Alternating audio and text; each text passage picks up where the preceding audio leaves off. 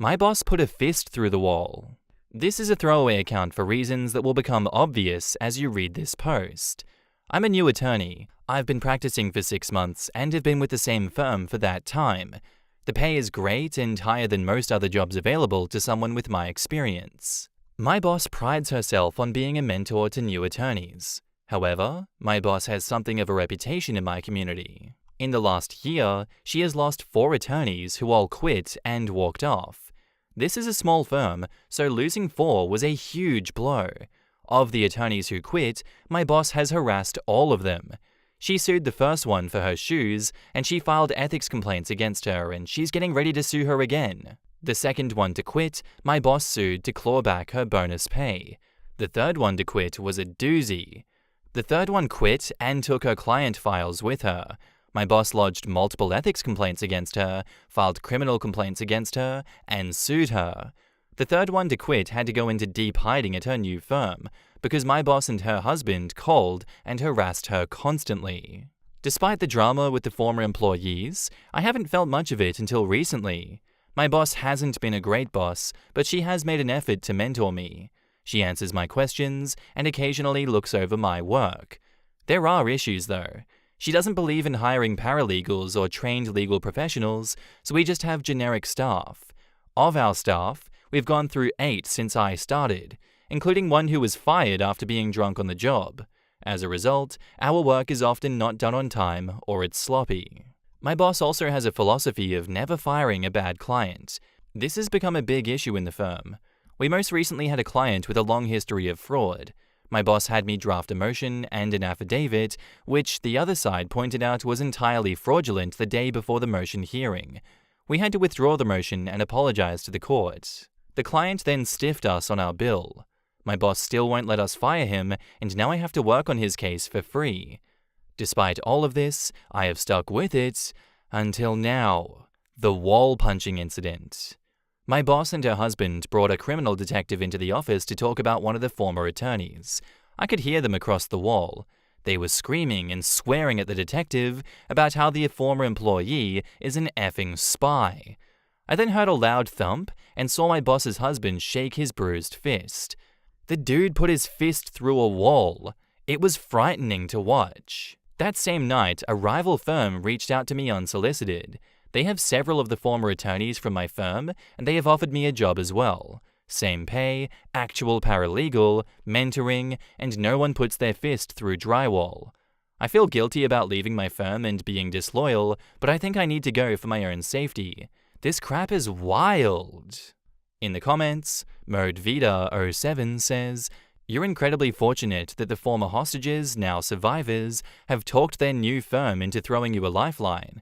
Take it and run, don't walk, as fast as you can. This deranged attorney will surely wind up in the state bar's disciplinary role sooner than later, hopefully." I Know My Name 30 says, "Well, aside from the number of red flags here, in general, your boss sounds like an absolutely terrible business person. You're not learning anything valuable in that end other than what not to do. Just leave. You don't owe her anything. Superior and subordinate is a transactional relationship, not a friendship. And frankly, no matter what firm you're at, you should never view it beyond that. I'm not saying you have to love or even like your colleagues, but everyone at a firm is self-interested, including the partners, no matter what story they pitch. As far as ethics complaints and lawsuits go, she probably has a number of flags by her name with the ethics committee." Update. I'm here with an update. The update is, I start my new job next week. Sadly, I'm not going with the rival firm that tried to poach me. Shortly after the rival firm reached out to me, my boss sued one of the attorneys at that firm. My boss instructed every person at the firm to attend the hearings for the former attorney and stare at them. I was conveniently on vacation when the first hearing happened, but my boss crowed about her efforts against the former attorney to the entire firm. After the former attorney got sued, the rival firm entirely ghosted me and wouldn't return my email. My boss also told me that she was suing the entire rival firm, so that could be a part of why they ghosted. However, I did immediately begin applying for new jobs. I had 3 offers fairly quickly, and 2 of the firms even got into a bidding match over me. The legal community in the area that I practice has been remarkably kind to me. They all have told me that I'm smart to escape the toxic firm, and they're offered to help me however I can. I ended up taking a job with a firm in my practice area, and the job comes with a nice raise. I didn't end up walking out of my job at toxic firm. Given what happened to the last attorneys, I wanted to try avoid getting sued and harassed. I gave proper notice, notified my clients, and I was gracious to my employer. The effort was a bit in vain. No one at toxic firms spoke to me after I put my notice in, and my boss went from weeping about my loss to screaming at me about it. She also blew up my phone with text messages after I left, until I blocked her. All in all though, quitting toxic firm did not go as bad as I thought, and I am so glad to start fresh. Thank you to everyone who commented and liked my original post. I read every comment and took it to heart. I am actively working to be better at advocating for myself, and I'm looking into therapy under my new and improved health insurance. I'm excited to have a fresh start. Oh, and to boot, almost all of my clients are leaving toxic firm and coming with me. I call that success. In the comments, Leslie Nope says, "Oh my god, how insane. I'm so glad that you got out of there. And cheers to the bar for rallying around you and your colleagues and actively trying to get you out. You need to file a bar complaint ASAP. This is absolutely unacceptable. Also, in your OG post, I noticed you kept saying your husband, but not partner. Is he an attorney, or just a mobster and bodyguard to punch employees into submission?" OP replies, "Thank you. One of the attorneys I spoke to also helped me get set up with an ethics attorney in my field. I'm working with him to figure out the next steps, especially if my former boss does something crazy. As for my OG post, toxic former boss is married to the business manager, who is not an attorney. He also isn't allowed in the office very often because he scares the employees. I don't think this is over. All signs point to OP being sued and/or having ethics violations filed against them, especially if almost all their clients are leaving with them. At some point, the bar is going to realize that one attorney has filed an insane amount of ethics violations and realize she's abusing the system vexatiously. Ethics complaints are not very common, so for one person to be making them on a near constant basis has probably already raised red flags, and she's most definitely eventually going to be disbarred for her behavior. Especially since most of them are almost certainly frivolous. Surely word gets around. Why would anyone ever want to work for these nut bars? People who are new to the area and job who have just graduated law school and desperately want a first job to get their foot in the door. There's somebody applying to my workplace for similar reasons. They have like 5 years of experience, but recently moved here from another state. They ended up at an employer that is known to be abusive if you work in the industry around here, but obviously this person had no way of knowing. They're now applying for night shift positions at my workplace. They are the only positions open where I work, even though they currently work days. It must be bad to take that kind of stress over the stress you already have. To be fair, my employer is known for being pretty chill. It's not the highest paying, but compared to other places I've heard, that work-life balance is much better. Management is more understanding. I'd take night shift over what I've heard about the other place too. Shot Machine 1024 says, "The philosophy of not firing clients seems more like a business preservation tactic than philosophical one. I can't imagine many decent clients would stick with a law firm like this. Also, it seems the firm gets called out on their BS really quick." Our next post is by user Who's This Faking Guy, titled, "Am I the asshole because I told my sister's boyfriend he isn't a member of our family? My 21 male, sister 17 female, has this boyfriend who is always around. He acts like he lives here. They've been dating for 2 years, so he's gotten really comfortable with our family and our house. My little brother, 14, is sick right now, and it's been really stressful. When I'm not at school, I'm either at the hospital with my 14-year-old brother or at home watching my 8-year-old brother. It's been a lot. This morning I was in the kitchen making food to bring to my parents at the hospital when who should walk in? My sister's boyfriend. He asked me if I wanted help cooking, and I said no. He doesn't even know how to cook. He then proceeded to just stand there in the kitchen, getting in my way. I asked what he was doing, and he said that he was waiting for me to be done. I asked why, and he said that he was going to make something. I told him that maybe he should go to his house and use his kitchen then. He said he wasn't trying to bother me. I said he is bothering me, and I'm sick of him always being there, invading our space. I can't even relax in my own home, the rare moments that I get to myself, because he's always there. He said I wasn't being fair, and that he's scared for my brother too, and I shouldn't take it out on him. I told him to shut up, that he had no idea what he's talking about, and to go home. Then he said that it's important to stick together when there's a tragedy. I said, yeah, families stick together, but he isn't a member of our family, so let us have a day or two a week to ourselves and leave us alone once in a while. And then he left. My sister was pissed when she came down 20 minutes later. She said I'm a mean, bitter douchebag. She said I had no right to say that to her boyfriend, and he's her guest, so he can come over whenever he wants. I didn't want to fight with her, so I just said fine. Was I really being a douchebag though? Why is this guy always here? OP has offered the following explanation for why they think they might be the asshole. I told my sister's boyfriend that he's not a member of our family, and I basically kicked him out. I might be the asshole because he's my sister's guest, and that's no way to treat a guest. I think I'm going to have to go with not the asshole for this one, just because I feel like you know more about this situation than us, and you can't give us every single detail about this. Like, yes, that's no way to treat a guest, but he doesn't sound like he's a guest, nor does he sound like a family member. He sounds more like a pest to me. I agree with you, I'd be pissed off if he's coming over every single day, all the time, and not giving your family and your house some breathing room. Also, by the way that you worded the post, he didn't come over with any ingredients of his own to make something. He was just going to use your family's food and eat in the kitchen too, while also being in your way, being in your presence, pissing you off. That just to me shows a blatant lack of respect for you and your family, that he continues to leech off of you guys like that. At the end of the day, I'm on your side with this one, and I think you're not the asshole. In the comments, Upbeat Reaction says, "You're the asshole. He was just chatting casually with you. I understand that you're stressed, but he is also your sister's support person, and it's nice to see him trying to be there for you too. You kinda overreacted, but I guess it is understandable, but you're the asshole nevertheless." He was also standing in the middle of the kitchen, getting in the way of the person cooking. OP told him he didn't want help, probably in a tone of voice that made it clear he didn't want company either, and he chose to be in the way and to not take hints.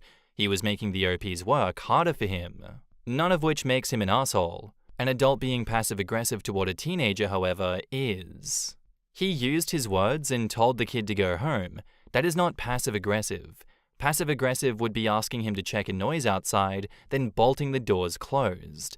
And standing in the middle of a workspace when someone else is working is an asshole move. Just standing in someone's way is rude.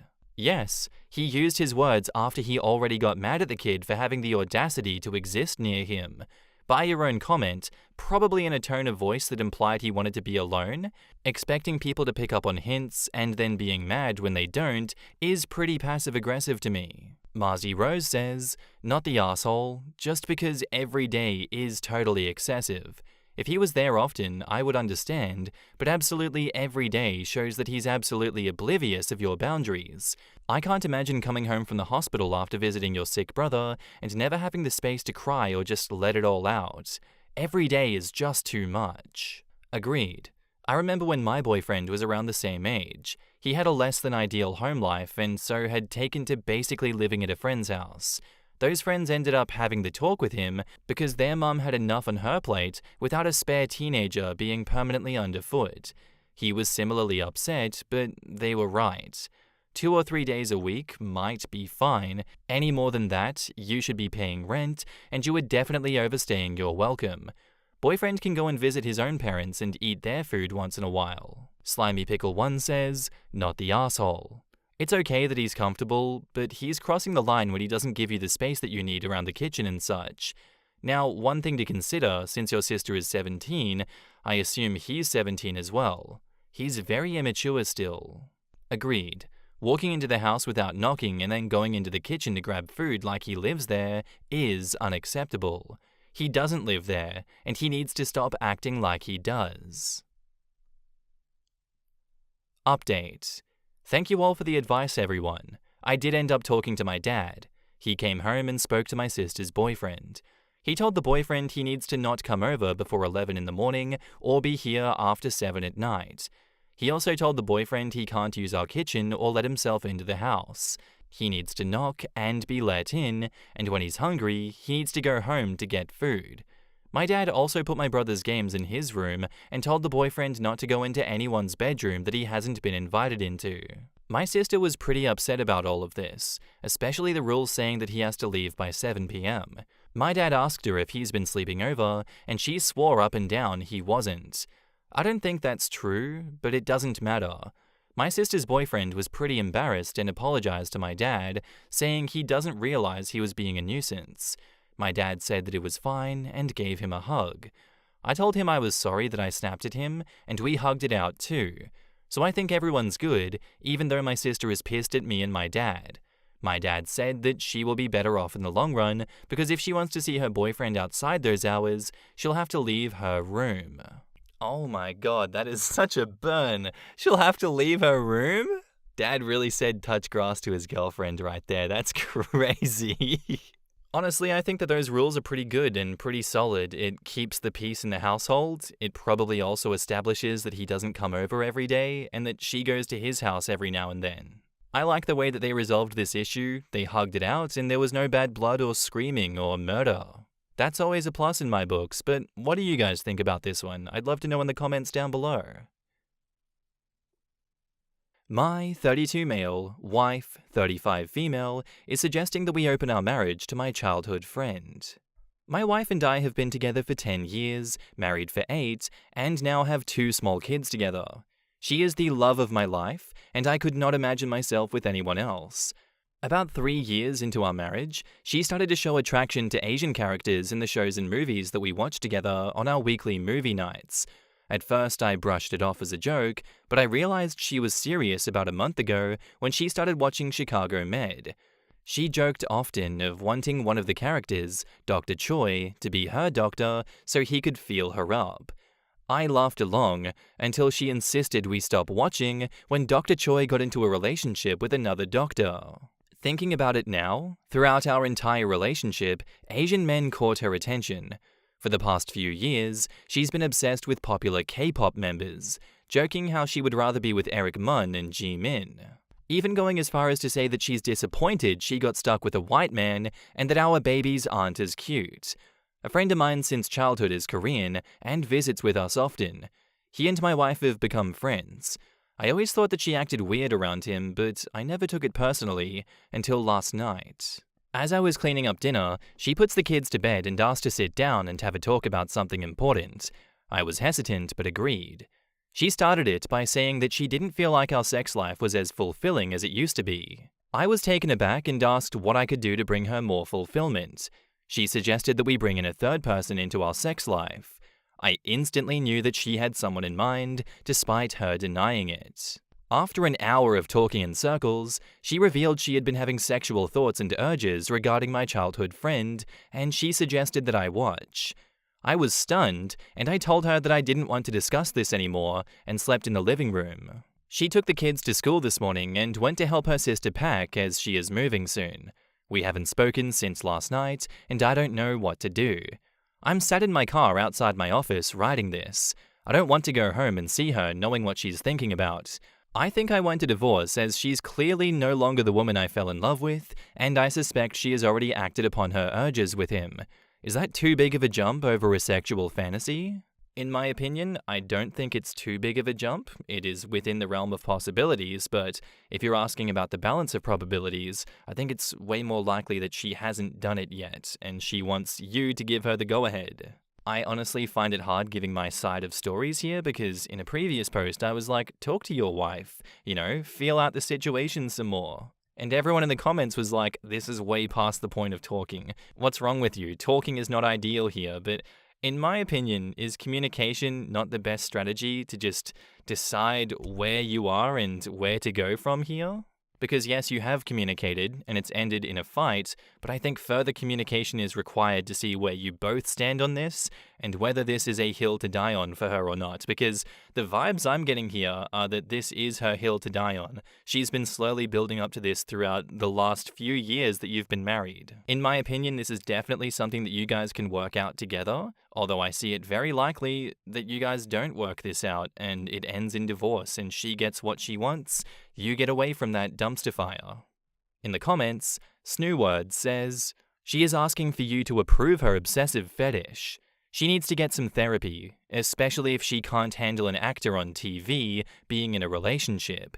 It's one thing to like an actor or character, but when it interferes with reality, it's an issue. Yeah, this is a really strange and obsessive fetish. She needs serious professional help, but the OP doesn't necessarily need to stick around while she, hopefully, gets it. Pesky Penguin 83 says, don't fall for this crap. She wants to sleep with your friend. She is using your lack of fulfilling sex life as an excuse to get what she wants without guilt. Do not fall for it. In my opinion, there is no coming back from this. Therapy she will either deny or just say that it is not working, may even eventually cheat on you. I personally wouldn't say divorce is an extreme here. For real, especially because it looks like OP's wife is fetishizing Asians. Yeah, his wife seems so weird and creepy, especially with her comments being disappointed marrying a white man since their babies won't be as cute as mixed Asian babies. So gross. Adultish Gambino says, I'm Korean, and I don't think your friend would even want to sleep with her if you told him all of this. Her fetishizing your friend is definitely weird and gross. Get your divorce. If she wants a Korean man, she can move to Korea and date there. She doesn't need to pick the first Korean man that she knows. Honestly, upon seeing those comments, I think you guys might have a point with the talking ain't gonna work here. Update. First of all, I want to thank the community for the support. I'm sorry for the late update. Things have been busy around the house. To fill you all in relatively quickly, I returned home the night that I made the post, and my wife and I were still not speaking. I waited until she was putting the kids to bed to make a call to my friend. I wanted to talk to him alone. I slipped outside and made the call. I told him everything. He told me he was so sorry for me and that my wife's behavior was disgusting. He then confessed to me that a few years into my wife and I's marriage, she, drunk, made a move on him at a mutual friend's party. It began as flirting, and my friend was not entertaining it. She kissed him, and he left the party early. I asked him why he never told me about it, and he said that he didn't want to ruin our marriage over something she did while drunk. They never spoke about it, and continued as normal friends. Now that a week has passed, I figured out that this party aligns with the start of her strange behavior towards Asian men in media. I thanked him for sharing this with me and hung up. I immediately went inside and confronted my wife. I was officially disgusted with her for pushing a kiss on my friend and suggesting that I watch her be with him. I told her exactly how I was feeling and what my friend had told me. My wife admitted that she only asked to open our bedroom to him because she had feelings for him for years and wanted to keep herself from cheating on me. I explained that she already had and wrecked the foundation of our relationship. I told her that we were divorcing and not to try and stop me as I was not changing my mind. In the last week, I have been staying with friends and family. She has done nothing but harass me via my number. I'm proud to say that I have given her no attention. I see her still while stopping by my house during the day for my kids. They are too young to understand what's going on. As I mentioned in my last post, they attend a daycare/schooling program for young children during the summer, and as a result, I never spend long in the house and typically leave while taking them there. She won't mention it in front of them, so it hasn't been an issue. I've been seeking out a lawyer for divorce proceedings and looking for an apartment in my kids' school district. I feel freed, as many of you are right. Our marriage has been dead for a very long time. I'm not sure if I can ever see my friend the same way. I want to start therapy and try to work on it. He's been a very close friend since childhood, and I would hate to lose him. My friends and family have been very supportive, so have most of you on Reddit. You've helped me very much and made me feel valid in my feelings, and I thank you all for that. Edit, thank you all so much for the advice on not leaving the house. I will be returning to spending nights there immediately. I do not want to risk losing my kids. In the comments, On that topic, someone says, get back to the house immediately, as it could be seen as you abandoning the kids and the house. And OP says, thank you for telling me this. I only do not sleep at the house. I go while my kids are there, and leave while they are gone, and spend the nights away. The home is owned by my wife's parents, so she's not leaving. I am there every day. Their daycare schooling program has those who drop off their children sign them in with both the child's name and yours.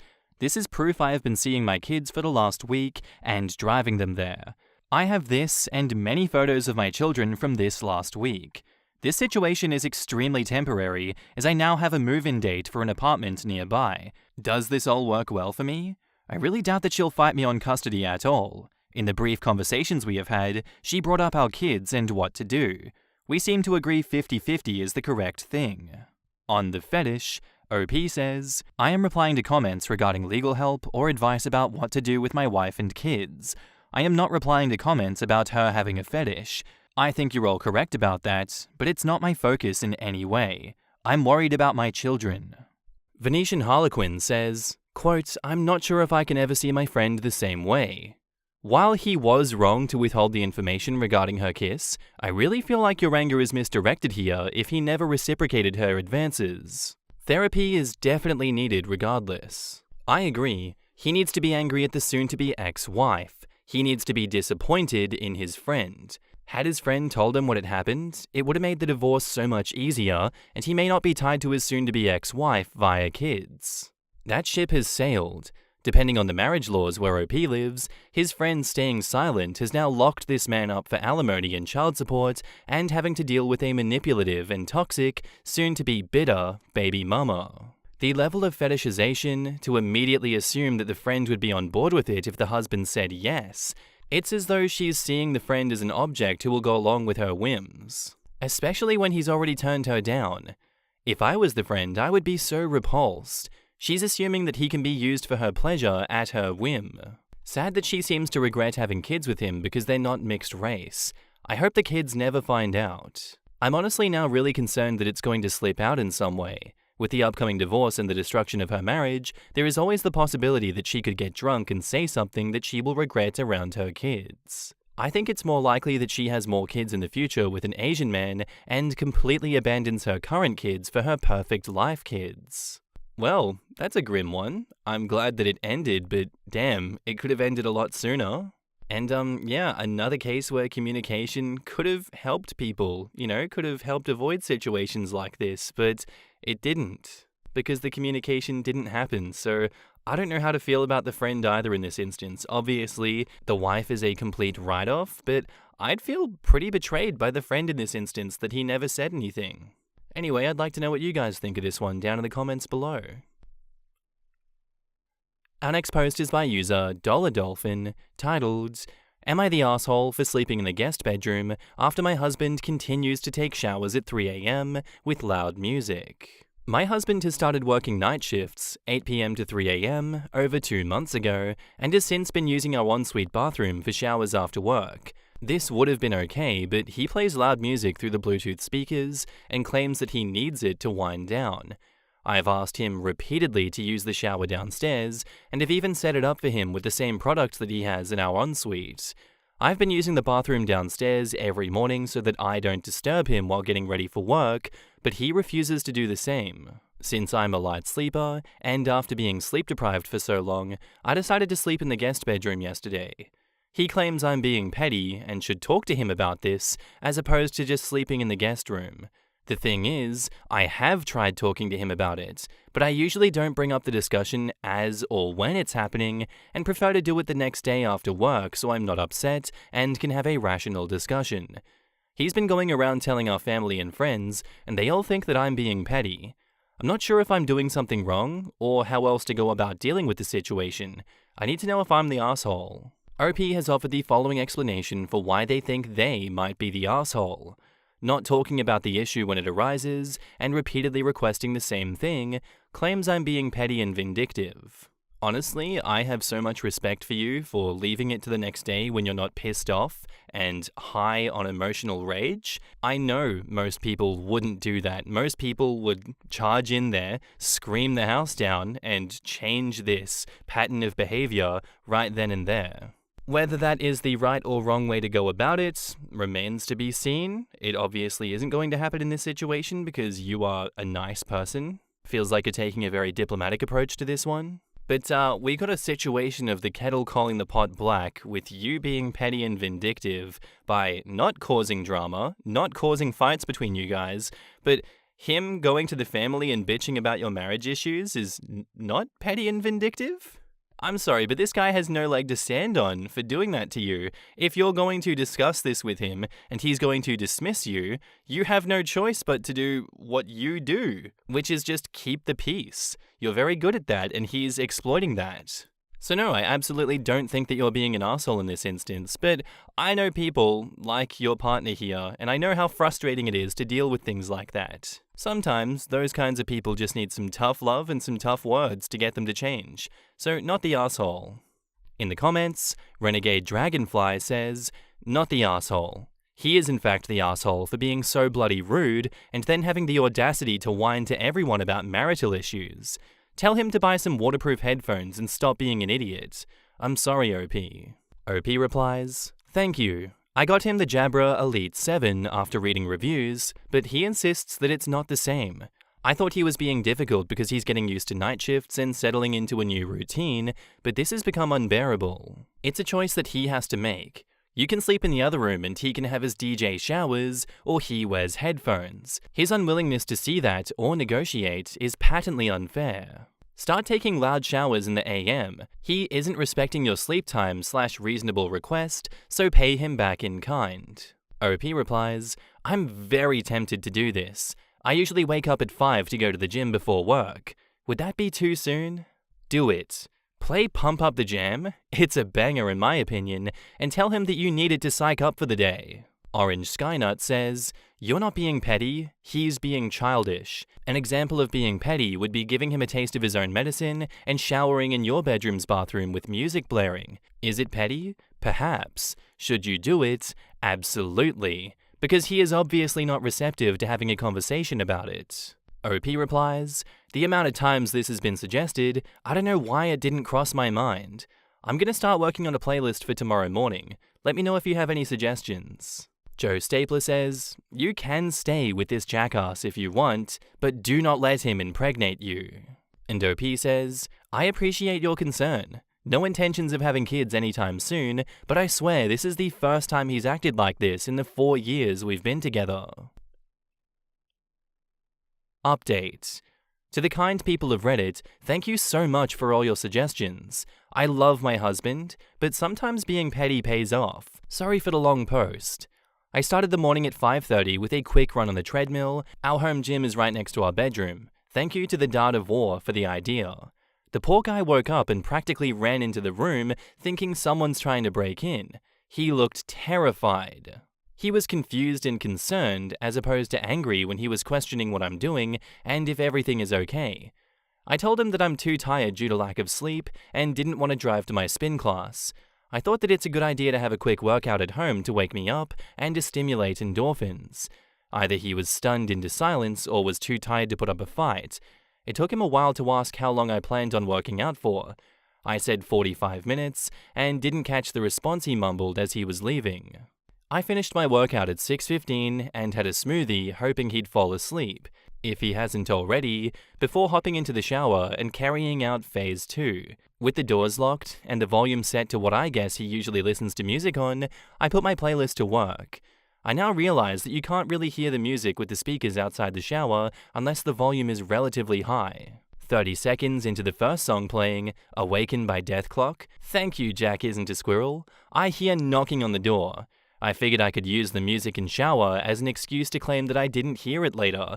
This increased to banging, calling out to me by the second song, So You Die by Bloodbath, thank you Dr. Stitch, and by the third song, Die Motherfricka Die by Dope, thank you Horror Commission, there was complete silence. I think he only stuck around for so long since heating up another room might have taken a while. Thank you everyone for the music suggestion. I wish he stayed for the whole playlist. By the time I'm out of the shower, our bedroom is empty. I found him watching TV downstairs. He asked me why I would do this when I know he's just finished a long shift and hasn't had any sleep. I told him that I thought it was acceptable since he does the same thing. Like most commenters pointed out, the whole situation shows lack of care, and I was curious why he doesn't care and what caused him to change so drastically, because he usually isn't like this. After a lot of pushing, he finally admits that he likes our conversations after work and figured that if I was up, we would talk. I don't understand how this is the thought process of a grown man. He claims he didn't realize that it was an issue for me because I haven't been as angry about it. Here I was thinking the situation required patience and understanding. I also realized he's still grieving his grandmother's death. She passed away in April. They used to talk on a daily basis, and he hasn't fully accepted the loss and processed it in a healthy manner. He's open to the idea of getting therapy to process the grief. I don't think this excuses his behavior, but it does explain a lot. Getting back to the showering at 3 a.m., we have agreed to the following. He will use the shower downstairs after working night shifts. If he wants to use our shared bathroom, as it has a jacuzzi, he will text me before I go to bed and I'll sleep in the guest bedroom. I realized I was pretty much doing this to myself after the first week. I've learnt that I don't owe anyone comfort at the expense of my well-being and shouldn't have let it go on for so long. Yes, he's immature and childish, but I'm hoping we can work on it together. Thank you everyone for their suggestions and concern. I understand that all couples face challenges. These incidents in isolation don't necessarily paint an accurate picture of the relationship. Like I mentioned in the comments, he's been very considerate and loving except for a few isolated incidents, less than 5, during the 7 years I've known him. I don't think that it's reasonable to expect someone to be perfect 100% of the time. I also feel the need to point out that no one should use this statement to stay in an abusive or unhappy relationship. If you've made it this far, I appreciate you. Apologies for the long post, but I'm low-key proud that the pettiness paid off. Sorry for any typos. I'm still sleep deprived, but looking forward to a good night's sleep tonight. In the comments, Kumayan Sybil says, quote, I didn't think it was a big deal because you didn't really get mad. Lord, if I get woken up at 3 in the morning, you're gonna know you effed up. But I shouldn't have to call down lightning for you to figure out that loud bullshit at 3 a.m. is not okay. I tend to wake up angry if I'm shaken by someone violently or heard loud noises, mainly because my sleepy self really hates being shaken awake after years, and hearing loud noises is an immediate concern if it's waking me up since I'm an otherwise deep sleeper. I detest being woken by people noise, weird bang, odd beep, distant scream, strange what woke me up moment. No problem, let me go check. But if I can identify what woke me up as avoidable noise that someone made because they couldn't be asked to be quiet, I'm coming out in full angry possum mode. Currently dealing with a 44-year-old housemate who goes out and gets stumbly, fumbly, can't hear myself talk drunk before returning home, usually with her latest hookup or friends who want food, at 3 a.m. I had this happen a while ago. Got woken up in the middle of the night by what sounds like a toddler getting stabbed to death in my backyard. Was really freaked out for a minute until I found out that it was just foxes screwing. I wish I could have learnt that lesson at any other time besides 3 a.m., but you know. People acting like couples sleeping in separate beds is the end of a marriage. For some couples, it's the best thing for them since well-rested people tend to be a lot less arseholey. For real, my husband and I have had separate rooms for most of our relationship. It started with him working night shift, and he had a bad childhood that means he doesn't relax as well with other people around, and I'm self-conscious about my snoring. We've had a pretty good relationship. Was a time back in ye olde days that it was considered properly civilized. Couples sharing a bed at night was what the poors did. Folks who had money had their own bedrooms. Posted by user SoftSandwich5341, titled, My husband is mad that I have a higher IQ, and he says that he is not attracted to me anymore. As the title says, he came home one day and gave me logins to some IQ test, and I scored higher than him. First he was in disbelief, and then a bit sulky. I thought the whole thing was stupid, and I never thought or experienced that I'm smarter, and I never understood the logic of these tests. Anyways, since then he has changed. He doesn't want to cuddle or kiss me or anything. Last Saturday, we attended a birthday party for my little nephew, and my husband spent the evening chatting up my sister-in-law's sister, who is very pretty. When we got home, I just had it up to here with him and started crying because he ignored me for at least 3 weeks, and now he's flirting with other people. He denied everything. He denied being changed with me since the test, but I wasn't backing down this time. I told him that I wasn't stupid and that he stopped being affectionate since that damned day. He finally admitted that he was turned off by the fact and wasn't attracted to me. I asked him if he still wasn't attracted to me and why. I haven't changed. I'm still me. He apologized and said that he would get his shit together and that he knows how silly this is. But he has been wary around me since. I still think he's turned off by me. What can I do now? In the comments, Catherine Sade says, I mean, this behavior really isn't showing him as an intelligent person. Yikes. Right? OP was always the same amount as smart, and it never bothered him until he had data that proved that she's smarter than him. Not a thing about her has changed. Also, he sounds like a misogynist. His tiny monkey brain probably can't even process the misogyny. Probably can't even pronounce the misogyny. I can almost guarantee you, if his came out to be higher than yours, he would rub it in your face and probably try to make you feel dumb about things. I mean, this was probably his intention in making her take it. OP replies, I would literally not have cared if he was smarter. I expected the same attitude. Well, apparently he's too stupid to be capable of expecting the same. Also, how shallow does his love and affection for you have to be to vanish because of a frickin' IQ test? He's the kind of guy who stops loving his wife because she gained 5 pounds, got sick, or because she got a promotion. What a pathetic person. You know, a good man would be excited about it. He'd be bragging to other guys about how smart his wife is. If he needs 6 months of cuddling his woogie because you scored higher, you might be better off without him. I'm a guy, by the way. I kicked my husband's butt at a game the other night, and he turned to me and was like, is it weird that watching you be all clever is really turning me on? I feel bad for OP. Her husband's a dick. Honestly, if he is this hung up on an online IQ test, I probably wouldn't be attracted to him much either.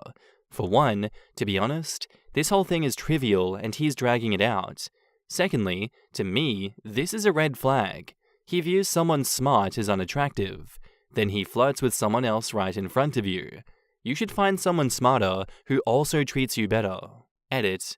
I've been getting a few comments about how splitting is a bad take here, but honestly, how do you come back from something like this? On top of telling her to her face that he didn't find her attractive anymore, he also openly flirted with someone else right in front of her. This isn't a, I didn't really like the gift that my partner gave me, or an, I wish my partner would be more romantic type of post. Update, we are taking a break. So, I told my husband that I've had enough. He has obviously had a change of heart, and I'm not going to be there to witness him falling out of love with me. The mere thought is painful. He called me dramatic and said that while his reaction was bitter and stupid, I'm taking a huge leap in the wrong direction since he already acknowledged his mistake and is working towards being better. I told him that it wasn't true. He's still avoiding me like I'm a leper. I also asked him to see his phone. He's been talking a bit too friendly to a coworker. It started immediately after this whole test thing, like he was determined to hurt me, or I don't know what he was trying to accomplish otherwise. In one of the texts, he complained that I was neglectful and full of myself. How ironic to pretend that I'm the neglectful one when he's not even kissed my cheek in over a month. I felt that it was a matter of time before he would cheat on me. I'm not staying for that. I asked him to move out. This morning, he texted me that he loved me and that he was sorry. He didn't know what he was trying to prove to me or to himself, but that he loves me and finds me very attractive. I call bullshit, honestly. He's been so cold with me and flirting with everyone that looked his way, and now he's all loving and affectionate? He wants us to try therapy, and he suggested that he needed to work on his insecurities with a therapist too. We have a daughter together who is 8 months old that we love more than anything, but I don't know. Why does it feel like it's over and that I don't trust him anymore? I feel like I know now what he's capable of doing when faced with adversity, and going through rough patches is inevitable in every marriage. I don't like his method of dealing with it. I'm too intelligent to put up with this. In the comments, Hi May says, he's insecure and is trying to look for others to boost his confidence. You deserve so much more, not a man who feels threatened by your intelligence. If anything, he should be proud of what he has. Since he cannot be that way, it just shows how self-absorbed he is. OP replies, "This is all true. It seems very clear to me that he only wanted you to also take that test because he was so sure that he would be smarter. That backfired, and he not only lost his moment of gloating, like it's anything to gloat about, and had his pretty inflated ego bruised so much that he lost all attraction in you. He believed that you were dumb, and that was seemingly attractive to him. His reaction really shows his true colors, that he thinks that you are less than him. My partner believes that I'm very intelligent, and more intelligent than him. I'm not entirely sure that's true, but he feels that it is, and he loves it. There's plenty of guys out there who couldn't care less about who's the smartest, or who thinks that their very intelligent woman is sexy AF. And there's someone like that out there for you, who loves you for you, rather than what you can do to boost their ego. I Have Pills says, effing free yourself from that sorry excuse of a husband. It is blatantly obvious that he was trying to make you feel bad, and then flirting with other people in front of you to try to make you jealous. He's a child. He's not touched you for weeks because he's been sulking, but is telling others who have no business in your relationship that you're neglectful? Nah, F him. He thought that you'd come groveling. Well, look how the tables have turned. Please, please, do not let him weasel his way back in. You deserve so much more, and you are way too smart for him. Please, please, please, do tell him that you just can't be with a man with such a low IQ who cannot respect the privacy that is essential in a marriage. Best of luck to you, OP. You're too intelligent, so I'm gonna show my dick around. The mental gymnastics is astounding. They have an 8-month-old child, which really put this in perspective for me. Why some men lose their minds when a baby comes along is astounding, yet as soon as I saw it, I knew this played a role. I knew there had to be a deeper reason, and this test was the excuse he needed to be a dick. Yup. He threw everything away, and now I guess the reality of being that dude who gets divorced shortly after having a kid is downing on him.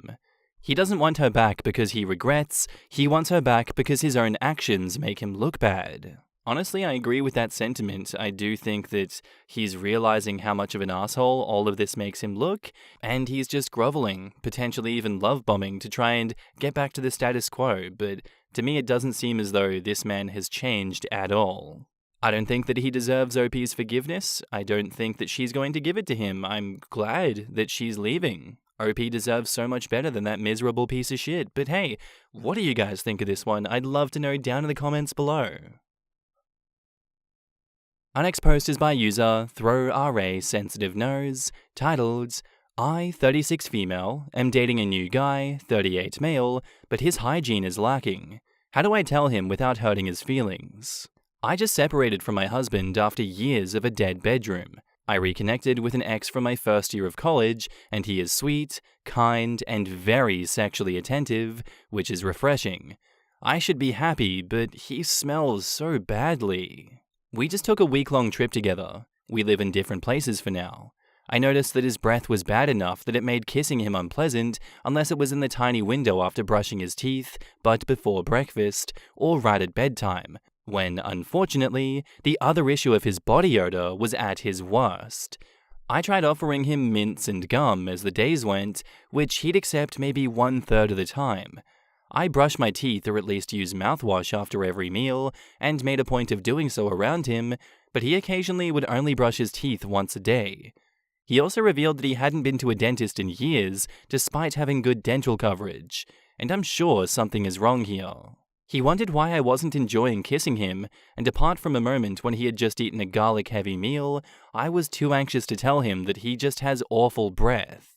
Beyond the breath, he has awful body odor. On the first day, I thought he was just sweaty from traveling, but I realized after watching him dress in the morning that he doesn't wear deodorant.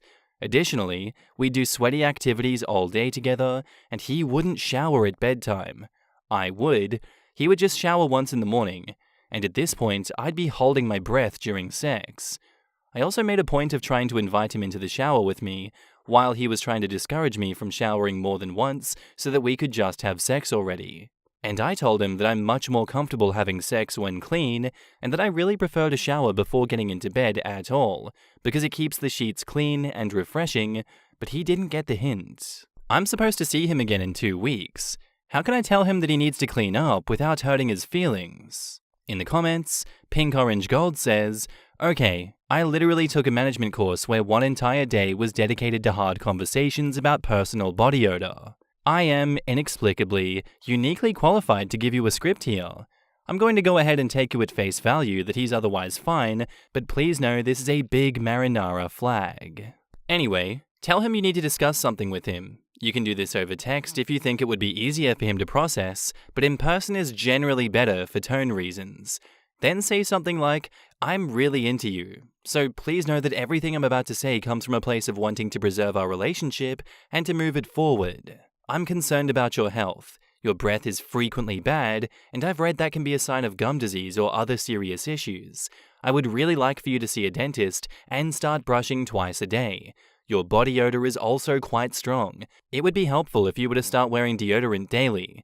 Both of these things have become a real barrier to my being comfortable being intimate with you. And I otherwise really love having sex with you, so I would really like to fix this and be able to keep doing that. I in no way want to hurt your feelings. I'm just worried about you and the effect this is having on our relationship. Then stop talking. Let him process. Don't let him interrupt you while you're speaking, but don't apologize either. Answer his questions honestly, but kindly. He may open up to you about the reasons he's lax here. He may genuinely not realize this is going on because this is such an embarrassing conversation to have with someone. He may know and not care. His reaction is important to figure out if this is a dude that you want to keep seeing. Best of luck. Pinebox Waiting says, "You just have to tell him. If his breath is pretty much always bad, he really does need to go to the dentist. You're also more than allowed to refuse to be intimate if he smells bad. That's the opposite of fun sex. You don't have to be harsh, just matter of fact. Honestly, he knows he stinks. You just have to let him know that it matters to you. Yeah, and he probably doesn't floss. Ew, put the bar higher, please." OP replies, "It's actually really shocking because he's a professional with a really prestigious career. I just don't understand how this happened. I don't understand how you can be with someone, sleep with them, and have sex when they're smelly and dirty." Update. First, a shout out and so many thanks to the user Pink Orange Gold, whose comment was basically the script I used when I called this guy to tell him what I needed from him. If anyone else stumbles upon this post through Google and is going through something similar, please use this script. It was perfect. I called the guy up a couple of days after my original post with my concerns. He was very receptive and listened well, pointing out that I was so nervous that he thought that I was going to ask him to help me hide a body or something. He didn't offer any other commentary beyond saying that he'd do all of this and that I shouldn't hesitate to ask him to use some mouthwash or put on deodorant in the future if he notices that he's off. And he immediately ordered mouthwash and antiperspirant and texted me the screenshot when we got off the phone. He did tell me later that his 10-year relationship was with a woman who essentially showered and brushed her teeth every other day or so, and would only do either of those things with water, and didn't use any soap, toothpaste, or deodorant, just essential oils, and she asked him to stop using deodorant too. So he felt his morning shower and 1.5 toothbrushings a day with the appropriate products was comparatively fine. He admitted he may have gone nose-blind during the relationship. He claims she didn't smell badly, but she also wasn't very physically active beyond slow yoga, worked from the air-conditioned home, and ate a raw vegan diet. So maybe that influenced things, or maybe she had great non-smelly genes, or maybe he truly just couldn't smell her. Who knows? He was involved with another woman with normal hygiene habits for 9 months between her and myself, who never said anything about his breath or odor. The visit itself went well. He keeps a clean apartment. One of the first things I noticed was that above his desk, he keeps charts for each month's professional, fitness, and personal goals, and among them were getting his teeth looked at, using mouthwash at least twice a day, and getting into the habit of taking a second shower. He told me that he hadn't been to the dentist in 6 years out of anxiety after a bad experience, so he asked a buddy to go with him. He had 2 cavities filled and a deep cleaning, and said that it was far less stressful than he thought that it would be. He made a point to use mouthwash if we were going to be intimate at any point, and took mints from me whenever I offered them when we were out. I need one after any meal, if I'm not able to brush my teeth. The body odor issue was pretty much totally solved just by his wearing deodorant. He did shower twice a day most days, but on the nights where he came home very late and exhausted from a social event, and he asked if I'd be okay if he just went straight to sleep since he was too tired for sex, he didn't smell noticeably at all. I didn't consider this as a factor, but it's also nearly 20 degrees cooler where he lives versus where we took a trip together, and our previous trip involved daily activity and outdoorsy things like hiking that we only did once this time. He'll be visiting me in a month in the hot place where I live, so we'll see how that goes. In the comments, Professional Sun says, "Holy shit, after scrolling through this sub for a minute, this sounds like a goddamn miracle. Local man gives a crap about partner, takes her desires and needs seriously, and changes his habits to be more considerate. I don't know, sounds fake." Sarcasm. But seriously though, this is really good news. I'm happy for you both. And OP replies, "Thanks. I am genuinely blown away by how easily this was solved by communication, even though the solutions, apart from going to the dentist, were not super labor intensive, just because my expectations are that people don't like to change.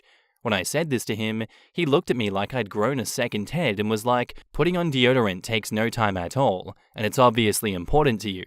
And I hope it's a green flag that other things that may arise will be this easy." Narrow Mycologist says, "Not the main point of your post, but when I ate mostly raw vegan, my body odor disappeared." OP replies, "I mean, I don't doubt there could be something to it. The dude eats very few carbs and a lot of red meat, and without deodorant, he smelled worse than I think someone who showers every day should smell. I felt like I needed more deodorant than usual when I tried keto in the past, though I ate a ton of greens too, and mostly fish and chicken. Thankfully, deodorant has rectified this situation." MCCM says, "Do you really want to be with a man who tells you to feel okay with you asking him to wear deodorant? He should be doing this without you asking. You spoke to him. He's worried you'll leave, so he improved. He will let it slide again. No one gets to 38 without this level of hygiene being a choice. Also, asking you if it's okay not to shower? Girl, you're not his mother. He will eventually come to resent you for this. This really isn't a positive update at all." OP replies, "His very long-term partner asked him to stop wearing deodorant because she believed that it would give them both cancer, and nobody felt the need to ask him to start wearing it again until I did, almost 12 years after he stopped. And dude works the kind of job where people are expected to keep their appearances up. I do understand that people often shower once a day, as he does, but I prefer to do it twice, and I prefer to do so before bed. He is changing what many people would view as an acceptable showering routine to suit me. People change habits in relationships. I have never been in a long-term relationship where I didn't alter some part of my routine to accommodate a partner, and in healthy relationships, these alterations didn't cause resentment. If he falls back into his old ways, it will be a deal breaker. But so far he's sticking to these habits when I'm not around, and hasn't said a word to me to indicate that he's unhappy about it." Rosie Sun Funhouse says, "I can appreciate why the commenter is concerned about him not really changing, but it does seem like this guy is taking positive initiative, and some or most of it may stick. It's amazing what a long-term relationship will instill in you, and his story of dental anxiety is a pretty damn common one. Hopefully he does keep up the hygiene habits because it is a legit health concern." Yeah, I feel like that comment was a bit of an overreaction on their part. Not everything in life is doom and gloom. I can see why putting a pessimistic spin on things is a good protective mechanism, but it doesn't mean that you just burn bridges because you had to ask this guy, and he had to ask you if it's cool if he doesn't shower before bed because he's so tired. Like, for me, that didn't really throw up any red flags at all. It feels like it's a sign of respect. It's like, look, I understand that you don't like me being smelly and all of this, but I really don't want to shower right now. I just want to go straight to sleep. I am dead tired. It's so weird for them to spin it like that. I just don't understand. I feel like this relationship is fine. Them communicating is taking this in a healthier direction than it was going in before. But I guess that's my take on this. What is your take on this, guys? What do you think down in the comments below? Posted by a throwaway account titled My 20 female, boyfriend 20 male, said that I was embarrassing him while I was giving birth to our baby. We've been in a relationship for 1 year, and we had a baby boy last week. I had a natural birth, and my boyfriend was there throughout the whole process. I screamed a lot, and each time I did, he whispered something like, "Can you stop screaming? You're really embarrassing me." I also threw up a few times, and I saw him cover his face in shame. When I held the midwife's hand for comfort, he whispered, "Let go of her! Stop being so embarrassing!" He also said that my birthing position was embarrassing, and called me a few vulgar names. I'm really upset about his behavior that day, especially when it was when I needed his support the most. When I try to talk to him about it, he denies ever saying it, and that I'm being silly. Edit. I know that there are a lot of comments, but I'm reading them all, and I just want to thank everybody for the advice and support so far. I spoke to my mum about this, but she is the very traditional type, and although she said his behavior is wrong, I should try couples counseling first. I really don't think he's going to listen to me when I suggest getting help, but I'll try. I'm also going to talk to my public health nurse. I guess all I can see in this situation is that his behavior is abhorrent. That is not someone that you should have in the delivery room with you that's constantly putting you down. There is never an excuse for that behavior, and what he's done is unacceptable. I can see this being a complete deal breaker in your relationship, and it's unfortunate that it had to happen in your most vulnerable moment. I actually don't know how couples counseling could fix this situation. This isn't exactly something you can talk your way out of. The damage has been done already. I don't think you can take something like that back. I would break up with him if I was you. In the comments, Invisible Bookend says, I, 24 female, literally shat myself, a lot, while having a contraction, and then my water broke a minute after. My husband, 25 male, helped the nurse clean me up, and then he helped hold me up as I delivered my son. Not to mention him holding everything together at home the whole time, and constantly being present and ready to help at any moment. That is all said to assure you that your boyfriend's behavior is not normal and is not acceptable. You are not being silly. This is a huge red flag, and a big indicator of what his future behavior will be like in stressful situations. Please don't feel like you have to stay with him just because you have a baby together. You deserve better than this. 2 out of 3 women shit themselves when giving birth. So, can you only imagine if OP did?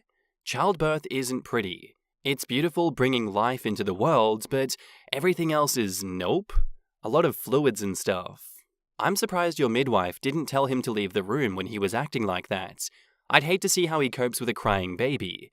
Keep your eye on him, seriously. She said he was whispering. The midwife probably had no idea what he was whispering to her, and most likely assumed that it was supportive.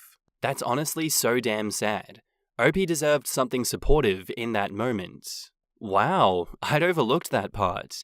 So even at the time, he'd realized what he was doing was unacceptable, and then afterward gaslit the shit out of her and said that he had never done it. Scary, abusive asshole.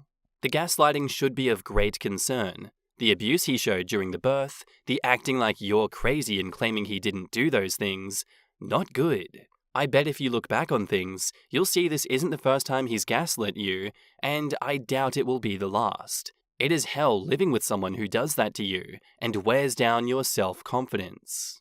Not only your self-confidence, but also your perception of reality in a matter of, what if he's right, and that the things you witness aren't real, making it even harder to leave because you don't trust your perception anymore. Truly nightmarish. And Princess Abeka says, I'm so sorry. My child's father, who is no longer around much and that I'm separated from, also acted as though I was embarrassing him. I screamed and screamed. My contractions hurt so horribly, like I was being stabbed over and over, and he just looked at me so rudely and literally left the room a few times. All I can remember of this day is mostly him making me feel like I was doing something wrong. I deserved better. You deserve better. Please get out now. And OP says, thanks for sharing this. Can I ask if he mistreated you in other ways too? And how did you go about leaving him? Princess Abeka replies, he actually started out normal. Over the progression of the pregnancy, he began to be intimidated by me and jealous. I'm very kind and nothing to be jealous of. He was just insecure. And started to be degrading. He used to call me out of shape and a whore often. He told me that I was wasting someone's scholarship money going to college because I was too dumb to graduate. This was in 2018. I graduated with a bachelor's degree in the winter of 2019. He would strangle me when I would call him out on his abuse. He secretly unlocked my windows so he could get back into my house when I tried to kick him out. There is so much more. He went to prison for the first year of her life for unrelated crimes, and that's basically how I escaped. I honestly feel like I would have killed him or he would have killed me if I didn't get away. Edit. In response to the people saying I'm horrifying for saying I would have killed him, he also held me at gunpoint, smothered me with a mattress, threw keys at my C-section incision 2 days after surgery, and tried to run me over with my own car when I ran away after he hid my keys and phone. If I killed him, it would have been in self-defense. Back up to the post, we have another edit. Edit 2. Thank you so much to everybody who commented and DM'd me with words of support, and those who have also been in similar situations. I have since tried to discuss the option of couples counseling to him, but to no avail, which didn't surprise me. My mum has agreed to let me stay there until I can find a new place for myself and baby. I haven't said anything to him yet. I've been advised not to, so I'm still planning on how I can take the next step. Update. Thank you so much for everyone's advice and support, both through DMs and on the original post. I want to update, as many people were very concerned, and I promised it to a few people. Reading people's responses reassured me about how serious the situation was, and how I would be stupid if I stayed in the relationship and allowed it to get worse. I spoke to my mom, who recommended couples counseling, and if that didn't work, then I would be allowed to live with my parents. I then approached him when he came home and gave him an ultimatum. I told him he can either continue to ignore that he acted horribly during the birth and other numerous times, or he can admit to how he has treated me and apologize, and get counseling. But obviously he continued to gaslight me, and got extremely angry to the point where he was screaming at both me and the baby. He ended up storming out to his best friends. I was also advised against couples counseling by many of you, as you said that it often encourages an abuser's behavior, which made a lot of sense, and I wish that I read that before speaking to him. My mum came round after he left and said that he's an asshole, and even though she doesn't agree with single parenting, she thought anything would be better than staying with him and enabling his behavior. He's tried to visit me and the baby since, as he guessed that I was at my mum's, and both my mum and I have told him that it's over and that we're leaving the rest down to the courts. I'll be telling my solicitor everything, so who knows what the custody arrangements will be. I'm just glad that myself and my baby are out of there, and I can finally enjoy being a mother. Yesterday I went shopping and bought what I wanted instead of what he wanted, and I never felt so free since before I met him. To many people that will sound ridiculous, but quite frankly, he controlled every single aspect of my life. However, I am planning on going to therapy, as I feel like the bad experience I had at my birth, as well as his abuse in other areas, has left a profound effect on me. I also called a few domestic abuse hotlines, and they gave me some brilliant advice. Thank you to whoever it was that sent me those. What was weird was the best friend he went over to see actually contacted me yesterday to say how happy he is to hear that I'm leaving him. He said he noticed how unhappy he made me and how disrespectful he is around women as a whole, and that the abuse didn't exist just towards me, but to his colleagues also.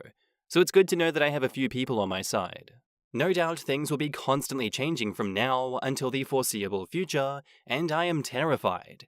But the main thing is that I'm away from him, and me and my son are safe, and that I'm feeling empowered enough to know that the way that he treated me was 100% wrong, and that he will pay the right price as long as I fight for it. Thanks again. I won't forget all of you that helped me in the time when I needed it the most. In the comments, M. Oregon says, if a man can't support you while you're trying to push out his baby, the relationship is already dead and buried. Unfortunately, OP probably missed a billion marinara flags before she got pregnant. I would be 0% surprised if he tampered with her birth control too. Thank goodness that baby won't have to grow up thinking that that guy's behavior is normal. Well, luckily for her, he jumped ahead several pages in the abuser's handbook and went a little bit too far. That's what prompted her to seek outside advice. And it sucks for the next woman or teenager, because guys like this will go after anyone vulnerable that he ropes into a relationship because he'll have learned to trickle the abuse a little slower to maintain control. But obviously OP needs to look out for her and her baby. I guess this man thought that she should have given birth in silence, with a smile on her face? Like, is he an idiot, or did he just want to shame her with an impossible demand? Shaming and humiliation was the goal. Honestly, I agree with that statement. I do think that he was just trying to shame, humiliate, and abuse her, and continue to subject her to subservience in a way. I imagine in his head he had a good mix of just be my bangmaid and just do everything I tell you to do because that's what a good little servant does. Also, the classic abuser's handbook of cutting you off from all your friends and family and telling you that it's all your fault. That's probably happened here too. Anyway, that was really grim, but I'd love to know what you guys thought of it down in the comments below. Our next post is by user Chemical Lion 21, titled, "My 22 male, girlfriend 23 female, has been mad at me because of a trip that I won't let her take." I'll try to keep this as short as possible, but if you feel like I need more context, I can add an addendum in the comments. I met my current girlfriend in our freshman year of college. We hit it off almost instantly, and became pretty fast friends. After being friends for a while, I asked her out, and we've been together ever since, coming up on 2 years in October. Recently, however, she and I have been fighting over a proposed trip that she intends to go on at the end of this month. She has a friend who we'll call Paul, because that's his name and I don't care enough to censor it. I was always aware of him since he lives in her dorm, and we've hung out a couple of times, but in the Venn diagram of our friend group, he's always been very firmly in her circle.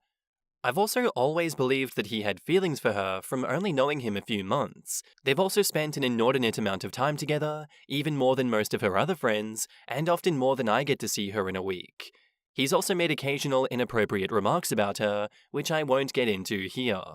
I've brought this up to my girlfriend multiple times, but she insists that he just sees her as a friend, and while I think she's incorrect, I don't think that she's being dishonest. I trust that she has absolutely no interest in him in that way, and so I'm mostly okay with their friendship. At this point, it's honestly kind of a joke between us. Well, things between us have soured over Paul in the last week or so. His birthday is coming up soon, and he asked her to go on a trip with him to LA, which is on the opposite side of the country from us.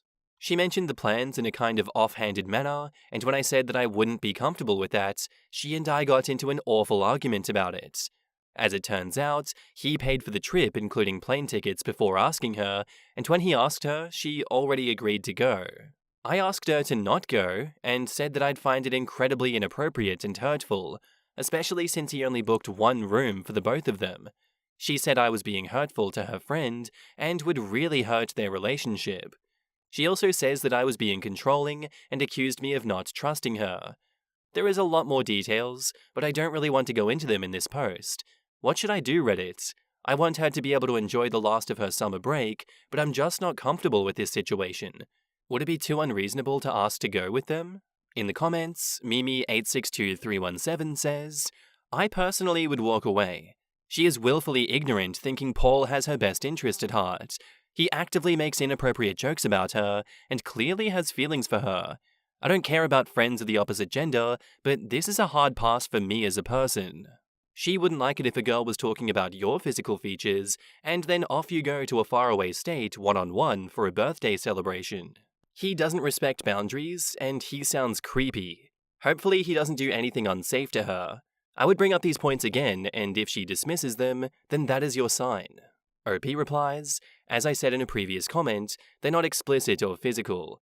Instead, they're more just deeply inappropriate for their level of friendship, like a fake proposal with ring pops, calling her his friendship soulmate, and telling a real estate agent that they're newlyweds when the two of them were checking out an apartment for him.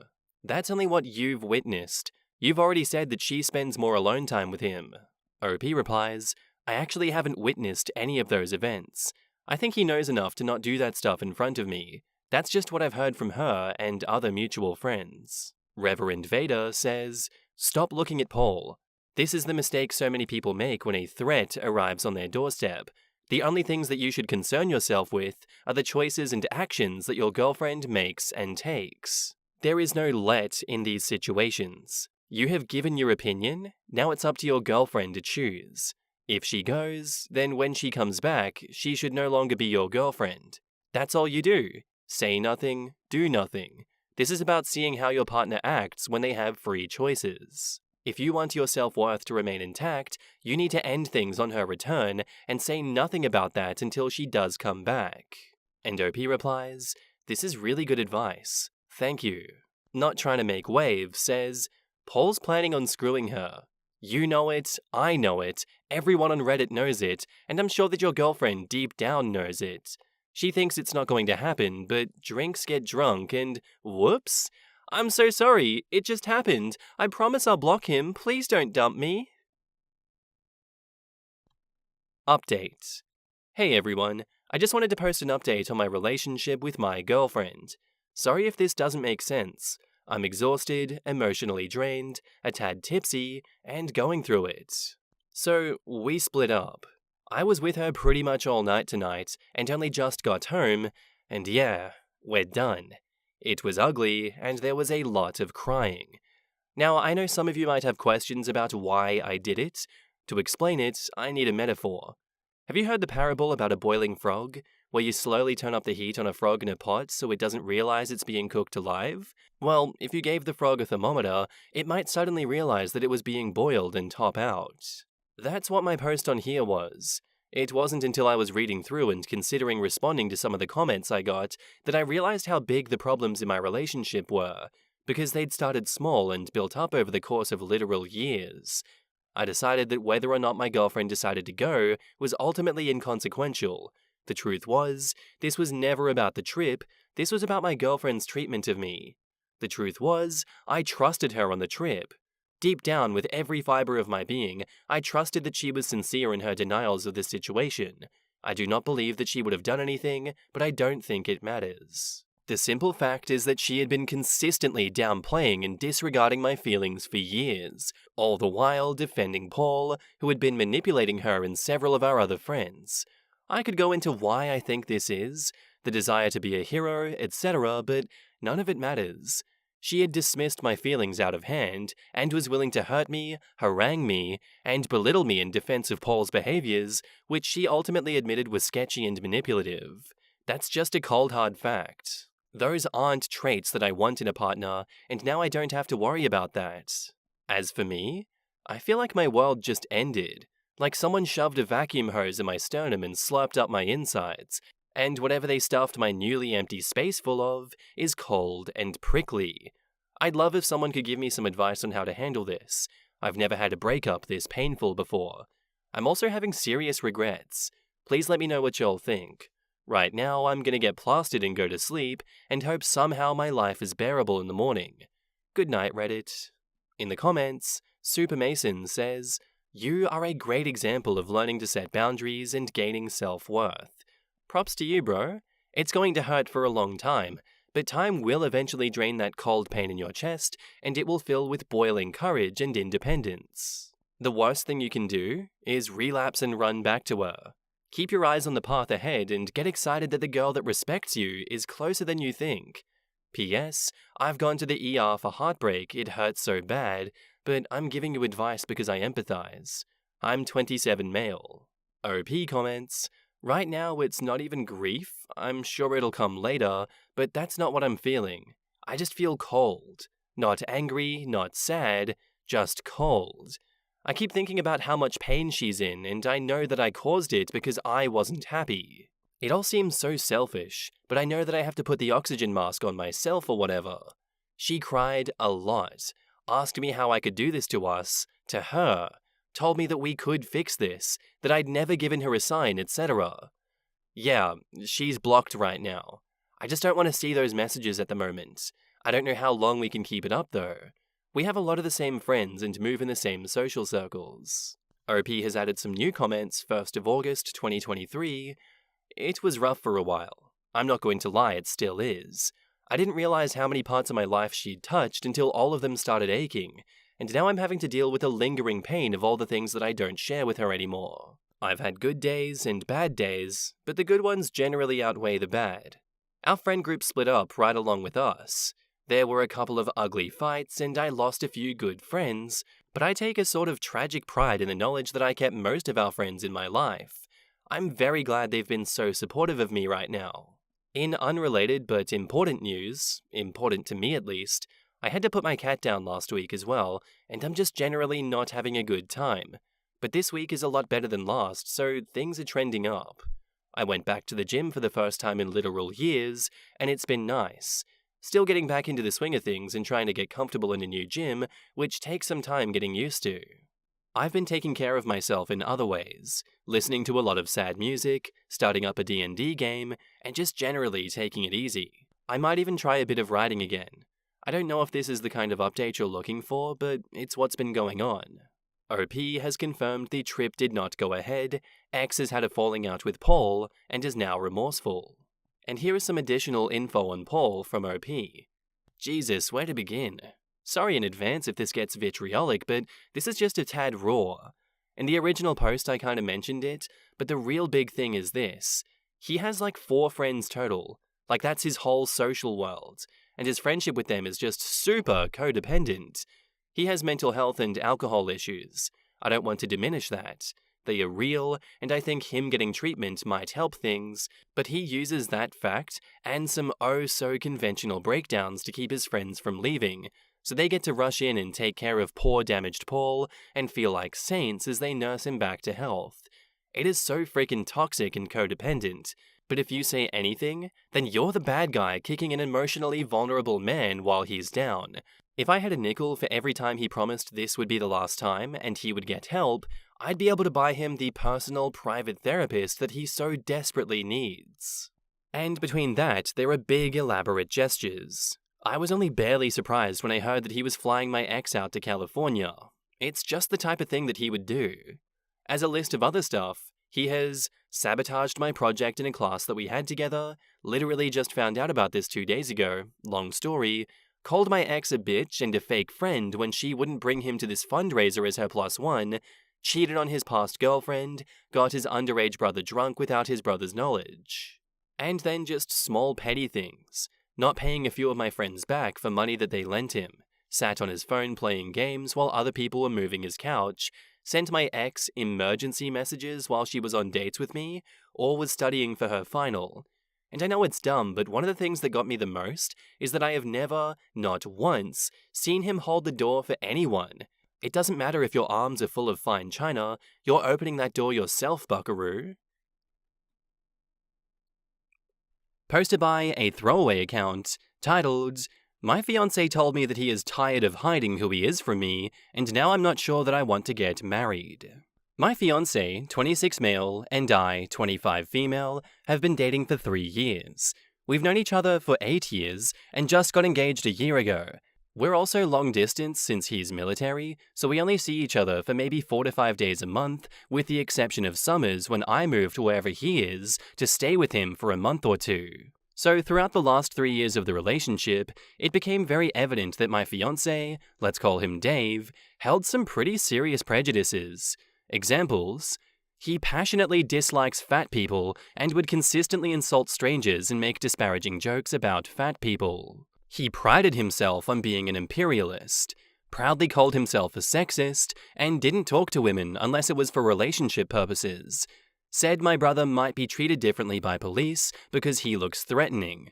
My brother and I are black, Dave is white. Anyway, I addressed all of these things whenever they came up, and we had multiple conversations in which he decided that it was wrong to hold these beliefs. However, after addressing them, he would get extremely upset if I called him out on saying anything slightly prejudicial throughout the relationship because he would say he doesn't hold those beliefs anymore. Last month, we got into a pretty big argument about why systemic racism is bad. He said it makes the US look bad, and it weakens our foreign influence, so therefore is bad. Whereas I'm of the mind that it's bad because black people, including myself, are human beings and deserve to be treated with an equal amount of dignity, respect, and general decentness. This argument escalated, and he started going on a rant of how tired he is of stepping over eggshells around me, and how he can never find the right words to make me happy, and that he's tired of hiding who he is around me. This was very shocking, and I tried to probe more on what he is hiding, and basically, he revealed all of the prejudices that I thought he had gotten over, he still had, and was just trying to suppress them around me. He mentioned one of the things that he's tired of hiding is that he still strongly dislikes fat people and doesn't see a problem with that, but I've suspected that this has been the cause of a lot of behaviors such as 1. Asking me how much I've eaten every day and what time I ate, saying things like don't eat after 8 p.m. 2. Telling me to drink water all the time. 3. Insulting my friends for gaining weight. 4. Telling his own mother not to eat fatty foods. 5.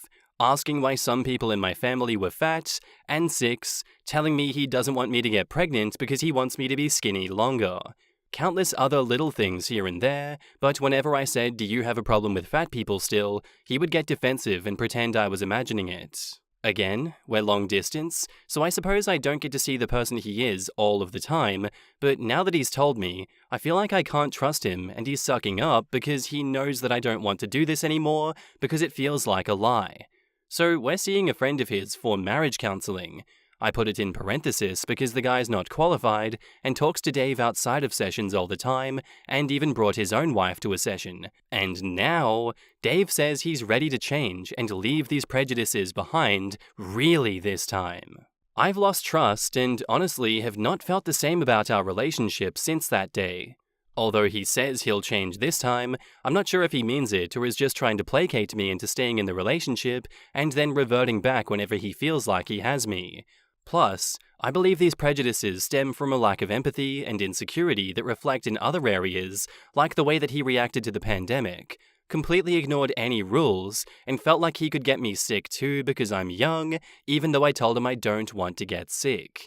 I also reminded him that I'm high risk because I have asthma, to which he said, "Ugh, I forgot you're unhealthy." He's consistently put me down for my genes, and even explicitly said, "My genes are superior to yours."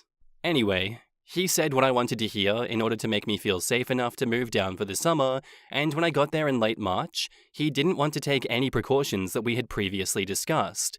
For example, wearing a mask. He'd say, "I'm not a face mask kind of guy," or having hand sanitizer in the car. And he actually argued with me when I insisted and was condescending, calling me mum and rolling his eyes. With all that said, sorry, I know that's a lot. Does anyone have any advice on what I should do? In the comments, a deleted account says, "Run." Yes, the statement, "My genes are superior to yours," is enough right there for you to run for the hills. All the other prejudices should make you run even faster. OP replies, "I just want to defend him slightly on that superior gene statement for more context. He claims he was referring to athleticism. He has a hyper-fascination with physique and always comments on other men's muscles or athleticism. For example, every time we watch a show or movie, he will comment on how the man's physique looks. Don't think it's necessarily a race thing, more of our specific family's thing, and his horror about some of my family members being obese and me having asthma. But then again, he did say that his only black friend, who is tall and buff, would breed well 5 years ago. Yikes. Yeah, that was another argument. Guys, I'm really embarrassed about staying in this relationship. The more I think about it, the more I'm disappointed in myself for naively thinking that his continued silence on these things meant that he had changed them. Mr. Anomalistic says, food for thought. If you gained weight during pregnancy, would he leave you? You want to find a man who loves you unconditionally, since that is what marriage is. OP replies, he doesn't believe in divorce. I think that situation he might just attempt to shame me into losing weight as fast as possible. I have brought this up to him, and he's insisted it will be fine, and we will work on getting healthy again together. Another frequent argument we have revolves around what it means to be healthy. I think what calmed that fear is he stopped bringing it up this past year, so I thought that it was a thing of the past mostly, but I was wrong. I guess my problem right now is, I was done the moment he said he was hiding who he was, because that made it clear that none of these changes I thought took place actually happened. But he insisted on staying together and working things out. I feel guilty because he has cried, begged, and has had his counselor friend tell me that engagement is a commitment to get married and it cannot be broken.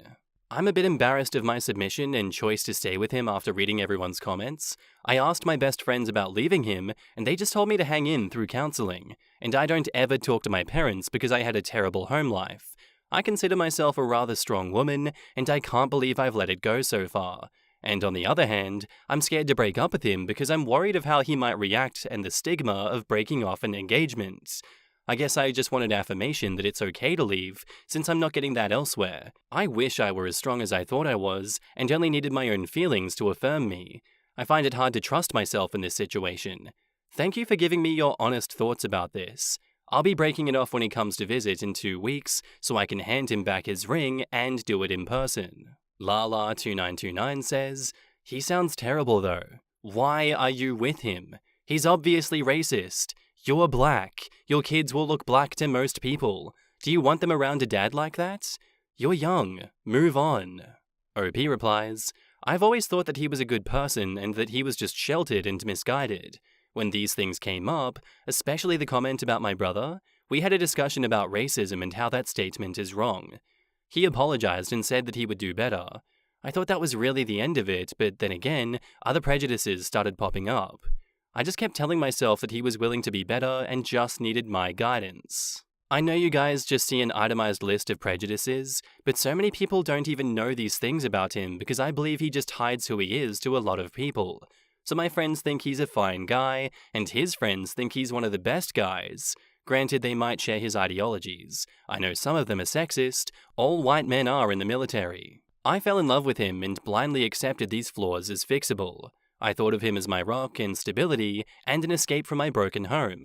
I was arrogantly confident in my ability to show him the truth and to change things, and I honestly thought that I had for the most part until last month when he revealed otherwise. I certainly acted foolish and will now have to break off an engagement that should have never happened in the first place. Honestly, I just wanted to leave my opinion on this until the end of all of that because, Christ, what a roller coaster. The only thing that I'm questioning from OP's side was that comment of all white men are in the military. I understand what she means, but it's wrong to just paint a whole group of people with a paintbrush like that. Yes, you might have your own experiences with these groups of people, but that doesn't mean that's right, and it's not right to make those generalizations, I don't believe. But with everything else, I completely agree with OP, and I do think that she should leave this relationship. This all just to me seems like classic abuser playbook. Oh yeah, I really changed. Haha, no, I didn't actually change, I was just lying so that you'd stay with me. Oh no, I actually mean it this time. See, you can believe me because I was truthful, even though I was lying for the last 5 years to you, but now I'll be truthful. Now I'll actually change. Haha, come back, please. Crying, pleading, shitting myself on the ground. Oh no, look how pathetic I am. Look, you have to take me back. That's just how I believe that pleading situation went down. To me, this is not someone that you should keep around. This is someone that you should throw in a dumpster fire and just walk away. Although now I think of it, a dumpster fire and a dumpster fire? How does that work? Anyway. Update. Firstly, thank you everyone for your input. The run comment was pretty brutal, but effective. I broke off the engagement 3 days ago via phone call. I haven't figured out how I will return the ring, but thinking by insured mail. The call itself wasn't horrible because I think that he was in shock, but a couple of highlights from the call. He says, I might have lied. Fine, but you're a liar too. You lied about loving me. Not trying to guilt you, but you've destroyed me.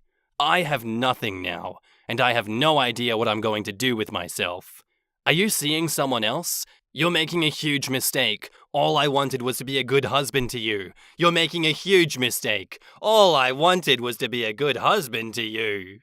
These comments were hard to hear because my worst fear is that I preemptively cut off a relationship with a man who is going through active change and who loves me dearly. But at the end of the day, I realized I don't trust that he will change genuinely, and I have no idea how to measure that progress since he has proved to hide parts of himself around me.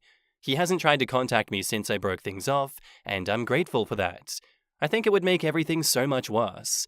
I am grieving such an immense loss, which is hard to communicate because others see it as a win by leaving an unhealthy relationship. Again, thanks everyone for the advice. In the comments, Deleted says, take the time to grieve and perhaps schedule an appointment with a licensed therapist. You might need to undo some of the work you did with the relationship counselor, who clearly didn't have your best interests in mind. All of those comments he made to you are all centered around him trying to guilt you, but none of them ask about your well-being and how he could have done better. I know it's hard, but you've made the right decision. I'm proud of you, OP. Exactly. OP didn't destroy him or the relationship, he did that himself. He is a controlling, intolerant, misogynistic bigot. Edit, manipulative too. Bigot. Now, I wanted to expand on this. Based on his comment that he views himself as imperialist, and then had to comment that he did not support the racial justice protests because it made America look bad, reveals that he'd never really changed that belief either. He obviously holds the belief that the status quo, aka white and male power structure in America, is superior to other cultures, and any attempt to change that by those not in the status quo is not America. I would have deep worries for any partner of his, especially those that are of a different race to him. There are many stories of domestic abuse and murder out there of men, especially military men, with this belief, and his controlling behavior only deepens that fear. I really wish men like this came with a warning label on them because he needs dramatic help. Deleted also says, he wants a wife that he feels fundamentally superior to. He sees her as the spoils of war, and I'm willing to bet that he believes his status as a member of the military credits him with what he perceives as American superiority and dominance. It is such a weird thing for men like me to understand. My wife is black and I am white. If I ever felt superior to a woman in any way, I would have no desire to date or marry her. What would be the point? That's not love. Honestly, what gets me the most is the fact that OP kind of agreed to go to this marriage counselor when it was his mate? Like, why? Why would you agree to that? It's obvious that you're going to have a biased experience and that the fact that his mate is talking to him constantly behind your back, that would just make me assume that they're plotting something together to skew everything in his favor. Like, yes, I do support OP for trying to communicate and trying to feel out the situation more, but that bridge in and of itself to communication, the marriage counselor being so biased towards him, would show me that he's not willing to communicate. He's trying to play all the cards in his favor so that you agree with him and you stop questioning his motives, actions, and words. Seems like a very predictable ending, and I'm glad that OP is getting out of there. It's unfortunate that it takes coming to Reddit to have all of these insane things shoved in your face, made, I don't know, obvious to you that, like, these are bad things and what you don't want in a partner? I guess I've never been that lost in the source before, but hey, I'd love to know your guys' experiences with this, and if you think I'm wrong on these takes that I have. Let me know in the comments down below. Our next post is by user RecentExit1536, titled, Am I the asshole for not giving my sister the wedding gift that she wanted because of how she treated my girlfriend? My girlfriend Naomi and I have been together for over a decade. My younger sister Sarah and my girlfriend have never been super close, but are friendly when we get together, or I guess they were. When Sarah was in high school, Naomi helped her out with some personal things. Sarah got married a few days ago. When Sarah announced her engagement to the family, she asked Naomi to be a bridesmaid, which surprised us a little, but Naomi was very excited because she's never gotten to do it before and probably won't have the chance. I want to be clear, there was no suggestion from either of us that Sarah should ask her. It was about 2 seconds after she told us she was engaged. She said that she was so grateful to Naomi for the help when she was younger, and Naomi was very touched. A few weeks later, Sarah posts her bridesmaid proposals brunch. Naomi wasn't there. Sarah never said it to either of our faces directly, but clearly she had changed her mind. Naomi was hurt, but said she understood because she hadn't expected the ask anyway. That would have been fine, but then a few months later, Sarah asks Naomi to go to the bachelorette party and also come get ready the day of with her friends and bridesmaids. Same thing. Naomi says yes, and even helped her find a good place to go and a rental. A month and a half before the wedding, I'm talking to my mum on the phone, and she mentions that Sarah's at her bachelorette. No mention of it to Naomi. Now I'm kind of pissed because Naomi was clearly very hurt at 2 invites and then being sort of ghosted. A week before the wedding, Naomi texted Sarah and asked about getting ready and hair and makeup, and Sarah responds acting confused and basically tells her nicely to just come with me. Then I was really pissed. Sarah wanted this really expensive baking mixer thing for a long time, and I got it for her wedding gift. My mum had ruined the surprise, so she expected it. But after everything with Naomi, I felt like being petty, and I cut her a check instead and returned the mixer. A few days after the wedding, Sarah texts me saying, I don't know how to ask this, but what happened to the mixer? And I responded, I didn't know how to ask, but what happened to treating my girlfriend like a frickin' human being? Now my brother and my new brother-in-law and mum are all texting me saying WTF mate, and I'm ruining her happy time. Naomi, for her part, says I probably shouldn't have done that, but she feels a little vindicated. Am I the asshole? OP has offered the following explanation for why they think they might be the asshole. I might be the asshole because Sarah was expecting the fancy mixer, and I was definitely being petty. I suppose I could have communicated with her better, but Naomi told me not to, and I didn't, so that could make me the asshole too, and for upsetting her during her honeymoon period. Honestly, this is one of those stories that hits me really close to home because I've experienced a situation very similar to this, but not wedding related. I was the Naomi in this situation, and I know how absolutely soul-crushing it is to have someone do this to you, and then repeatedly do it to you after you give them another chance. In all honesty, if I were in OP's shoes, seeing the treatment of Naomi, I wouldn't even show up to the wedding. Like, why put up with someone disrespecting your partner like that? The fact that OP's brother, brother-in-law, and mum are all texting him saying WTF, mate, just shows that Sarah has gotten to them first, Sarah's given her a little spin of the situation, and she's been able to control the narrative. Great, that means OP, it's your turn to flip the narrative and give the truth about what's happened and what Sarah has been lying about. I wish Sarah the absolute worst for what she's done to your partner. You are absolutely not the asshole in this situation. I think that Sarah is a complete piece of shit. In the comments, ML Sack says, not the asshole. Wow, your sister is spacey or just an asshole? I'm glad you said what you did. OP replies, I seriously don't know.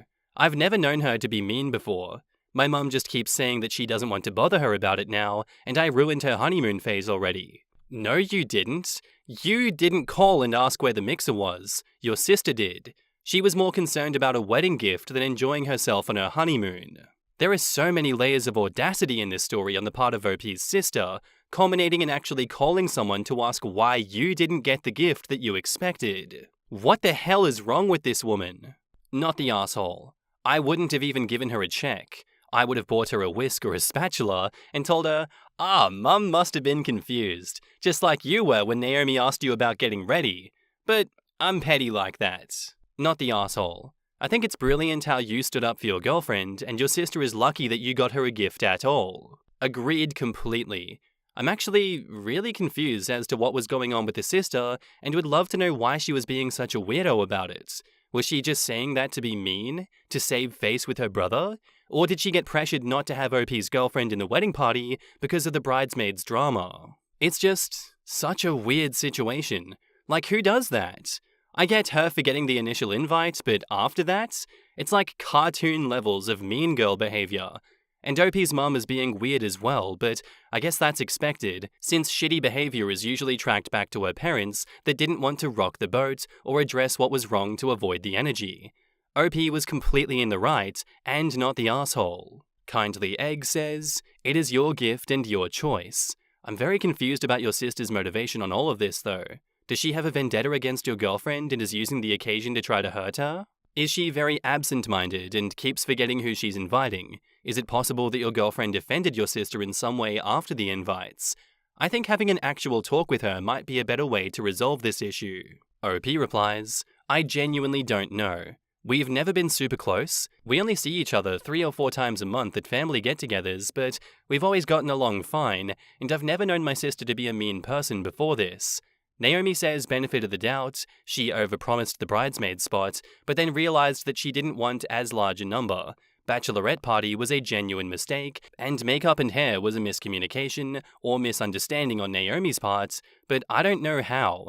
It's very odd, and I'm asking my mum to explain it to me, and she just says she doesn't want to bother my sister about it now, and we should all act like adults.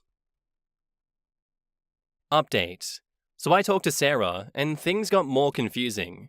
She said when she asked Naomi to be a bridesmaid, she meant an honorary bridesmaid. She then said for the bachelorette party, Naomi had told her that she works most weekends, so she didn't think that Naomi was able to attend, and was just helping her to plan. Naomi said that she told Sarah to give her dates so that she could take off. Naomi is a very non-confrontational person, and had asked me to not bring up the bridesmaid or bachelorette thing because she didn't want to feel like she was pushing in at the time, which is why I didn't. The makeup thing, my sister said that Naomi had told her that she would do her own hair, so she didn't see a reason for her to come get ready with them. My sister is still pissed at me and says that I ruined her honeymoon period. she's not on a trip, and some other really crappy stuff, so I just hung up on her. She also said that not giving the mixer was rude to her and her husband, which is hilarious because my brother-in-law probably couldn't figure out how to turn on the oven without neon flashing signs. Thanks for all the comments. I've never seen that many on any Reddit post I've ever made in my life. And you know, I'm still sticking with my story there. I do wholeheartedly believe that that was the situation, and Sarah was just trying to bury it and be like, what? No, what are you talking about? You're the crazy one, not me. I'm not gaslighting you. What does that even mean? Why do you keep making funny little words and scenarios up? You're the crazy one here, not me. Anyway, hashtag Sarah sucks. I'm so sorry that OP and Naomi had to deal with this, but hey, I hope that you guys go no contact or low contact with her in the future because she sounds like a lot. Posted by a throwaway account, titled, "My boyfriend says he's bored of my body." The title says it all. Him, late 20s male, and I, mid-20s female, have been talking about things in our relationship openly these last few months, and last night he revealed this hard-to-swallow truth. We've been together for 7 years, and I guess I was always worried that this would happen. He says he's still in love with me, and that he still wants to be with me, and that he would never even consider cheating or sleeping with someone else. How can I spice things up in the bedroom to bring back that spark? Any advice? I just want to feel intimacy in that way again. Edit to provide more context. So this all came about with me asking him why porn gets him off and why his sex drive seems pretty low. He said that there is a lot of variety in what he can see on porn, whereas he seems to have just gotten used to and bored with seeing the same thing every time with me. He is seeing his doctor about his libido today, which may result in a medical reasoning as to why he doesn't get in the mood as often as I do. I guess things have just been very routine with us these last few years, so I get where he's coming from. Our relationship did go through some big hurdles this year, where I personally needed to do some growth and make some changes, so there might be a residual hesitancy in his mind about us that might be impacting things too. I don't know, I really just want to help fix this. In the comments, Dientecito says, "Reading this hurts. I'm so sorry, girl, first of all, but to be honest, maybe he should stop watching porn for a while because if he wants to be in a monogamous, committed relationship with you or anyone, there's not going to be variety in what he sees physically. Edit, not saying like people can't have that variety by watching porn, but clearly it's causing an issue for him personally. I don't know, but if he watches porn a lot, that means his libido isn't the problem, it's his interest in performing. He still has a high sex drive, but just placed that drive into porn instead of you, his partner. Blaming it on being bored with your body is quite frankly a rude and diminishing thing to say to someone. He can say that he's bored with your sex life because he is 50% of that equation. Instead, he's making this intrinsically about you and your body instead of him having any responsibility, and that doesn't sit right. He could be depressed, addicted to porn, or having hormonal or medical issues, who knows? To me it sounds like a guy who isn't really pulling his weight in the relationship and looking to blame you as the problem. I read your edits. It sounds like he has tried to make his dependency and addiction to porn into a problem about your body, but it's not. He's likely embarrassed and trying to deflect. He's the one who has the real work to do. You can get creative and play with blindfolds, etc., but unless he puts in some effort, his issue isn't going to go away. Honestly, I feel like these comments do address the crux of the issue. This is not OP's problem. If their sex life was healthy and good up until this point, after so many years together, it's obvious that porn is the issue. I'm not going to be one to side with the no-fap movements or the MGTOW ones because I feel like they take it way too far, but there is truth in that porn does affect your libido, it does affect your brain and the chemical receptors in there. Real life isn't always as exciting as the crazy stuff that people can put out there on the internet that is designed to be addicting, that is designed to draw you in, take your money, take all of your attention, and distract you. That industry is a business at the end of the day, and they do require on money coming in. It would appear as though the partner doesn't want to admit that porn and probably excessive masturbation are the reasons that his libido has changed so much that, I don't know, he's decided to blame his partner instead of blaming himself. At some point, you need to take some personal accountability in these situations. Anyway. Positive update. So 10 months ago, I posted to this subreddit as I was feeling heartbroken, lost, and confused. The words anyone dreads hearing had been spoken to me by my partner of 6 years at the time, and I just had no idea where to go from there. The advice I got was astronomical. So many people provided their insights, and I thank you all from the bottom of my heart for helping me find the courage to sit down and tackle the problems that had been plaguing my relationship for years. The night after I posted this, I sat down with my boyfriend and had a serious heart-to-heart. I told him how his words had hurt me and expressed my concerns around his addiction to using porn to stimulate himself. I asked him if he wanted to put the work in to have this relationship work, and he agreed to stop watching it and for us to seek couples therapy together. He apologized for how cold his words were and provided me with comfort that he wants to make this work. As I am his best friend and he did love me deeply, he had just lost sight of that over the years. It only took 2 therapy sessions. 2 therapy sessions gave him the wake-up call he needed to realize that I wasn't the problem. From that point on, he has provided me with the love that I had needed for years. He has 100% stopped watching porn, and our sex life has skyrocketed from the previous barren desert that it was. We are now discussing getting married, properly planning a future together, and we're tackling any challenges together instead of keeping our thoughts bottled until they explode into what they did last August. Our 7th anniversary is coming up in August. I've worked on myself too. I found that by working on myself, it encouraged him to take the steps to better himself too. We've both gone out and gotten our health in order, and we're working on the outcomes of that together, supporting each other in both of our journeys to become the best people that we possibly can be. Reddit, you're a lawless land, but honestly, thank you. Without you, I would have lost so much and had to start over. In a sea of confusion, you were the guiding light that helped me get my head on straight after being blindsided by a poorly worded confession that had been years in the making. In the comments, Married Life 7 says, "Very happy the future is looking bright. Throughout your relationship, you will continue to run into issues or situations which therapy can help with. Continue to communicate openly and things will be easier." OP replies, 100% will. Through this whole experience, I learned that relationships aren't easy. They take work, and the work is absolutely worth it for the right person. The fact that he was so willing really speaks highly for their potential future together. One of my friends is a marriage and family therapist and says he's starting to feel exhausted by the wave of men absolutely refusing to even take a break from porn or not coming back to therapy after it was suggested, ending marriages because they were asked to take a month off porn. What happened in the counseling sessions for him to suddenly have a wake-up call? OP replies, "The therapist walked us through each other's point of view on the relationship, walked us through how we met, his relationship history, my relationship history, and really got him thinking down the track of why he entered this relationship and what had him fall for me in the first place. A lot of our issues came from us losing perspective on what we loved about each other. Both of us had struggled with the classic 6 to 7 year itch, where all of the negatives were what we focused on, instead of taking a step back and looking at what actually mattered about us as a couple. She gave us pointers on how to connect better, and on her recommendation, we invested in a card deck focused on questions that would help us communicate with each other, talk about how each person felt, and understand the way that both of us express our love.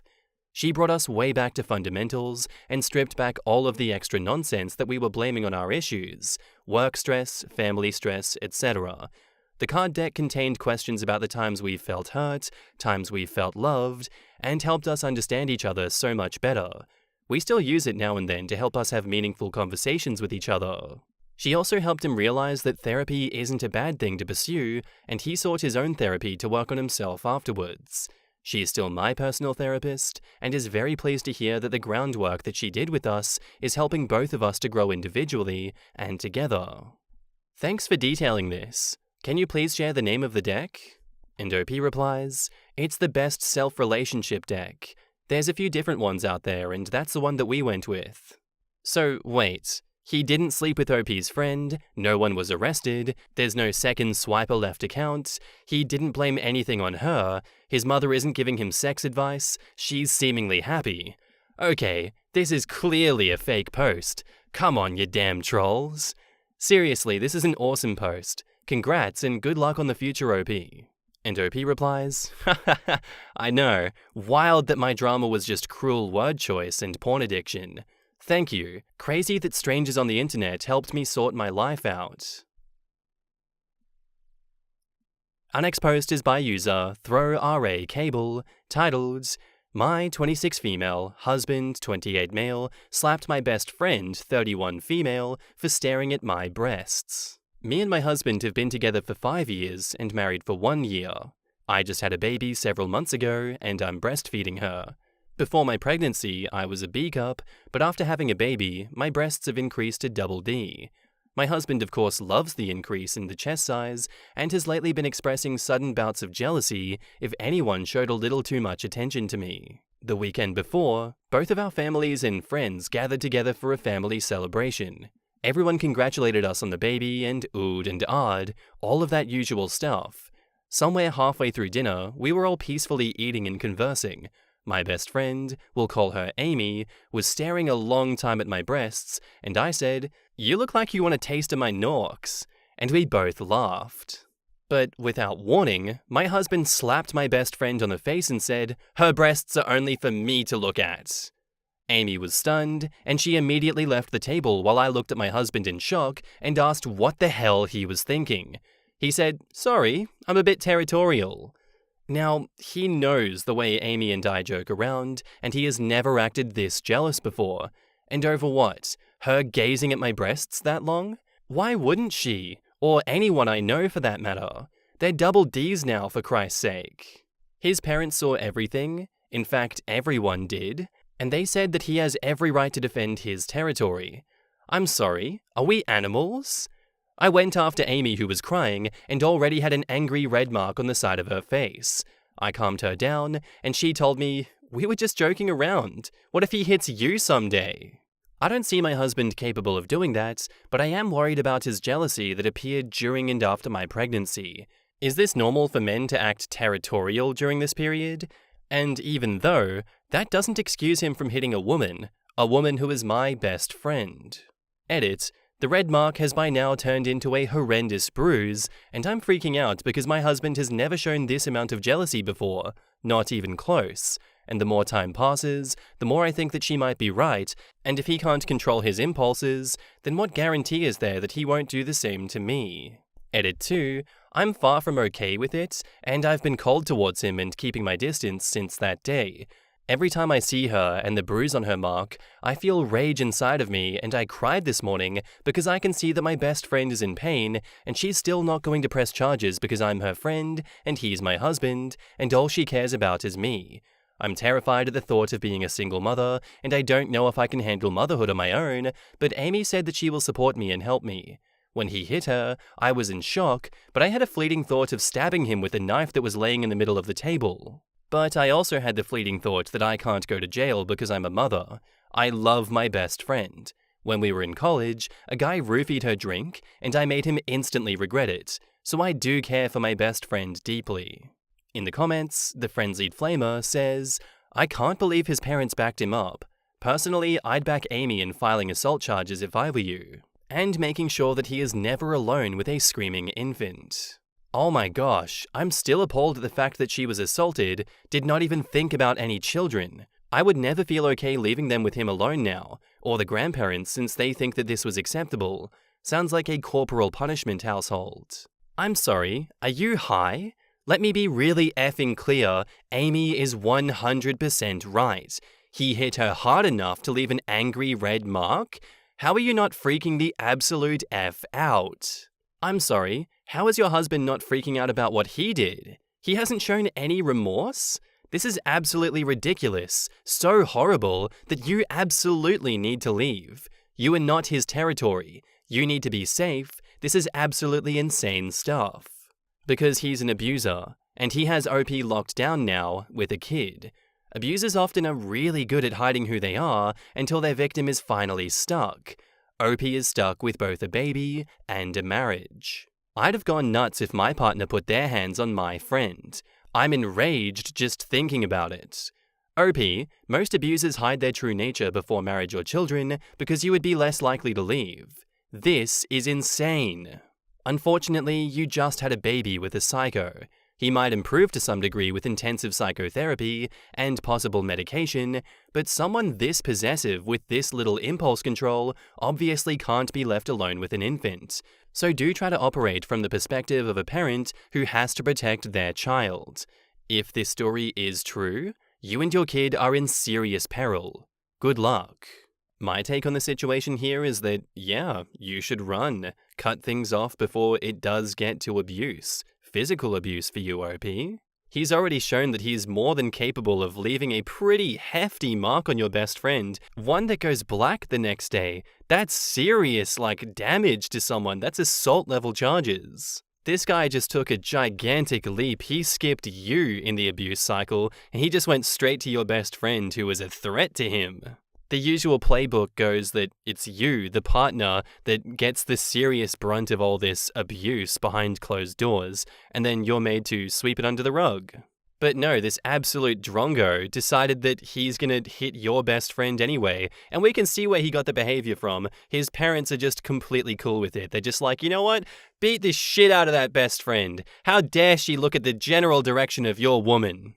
We as a family put our seal of approval on this, and look forward to the day that he beats you, OP, to death also. That is genuinely the energy that I'm getting from this entire family, including this goddamn scary partner. I am scared of all of them, because why would you want to be anywhere near people like that? Update. I recently made a post about this. To briefly recap it, we were at a family celebration, and my friend Amy was staring at my breasts for a long time, and I jokingly said, "You look like you want a taste of my norks." We both laughed, but my husband slapped her without warning and said, "Her breasts are only for me to look at." She left the room, and when I asked my husband what the hell he was thinking, he said, "Sorry, I'm a bit territorial." His parents saw everything and said that he has the right to defend his territory. When I followed Amy and found her crying, she asked me, what if he does that to you someday? She had an angry red mark on her face from when he slapped her. I had a baby several months ago, and I'm currently breastfeeding, so my former B cups increased to double D. More than a few people have been giving me attention because of them, and my husband has been having sudden bouts of jealousy lately. Amy and I have been joking about my increased breasts. So, to get to the update. First, Amy's red mark turned into a horrendous bruise, and her side of the face was a little swollen for a few days, but has returned to its normal size. I've been massaging her injury and rubbing it with arnica oil, but she's still taking ibuprofen. Seeing her in pain has been painful for me, and I've cried a few times while taking care of her wound. And all she cared about is me getting away from my husband. The next day, after I had posted my first post, my husband had come to me and apologized for acting territorial and for striking Amy. He realizes that he should have just played along because he knows that our friendship would never cross the platonic friend line, and he'll go to therapy to fix his jealousy periods. I accepted his apology because he's the father of my child, but when we had sex the next few days, I felt nothing, zero connection.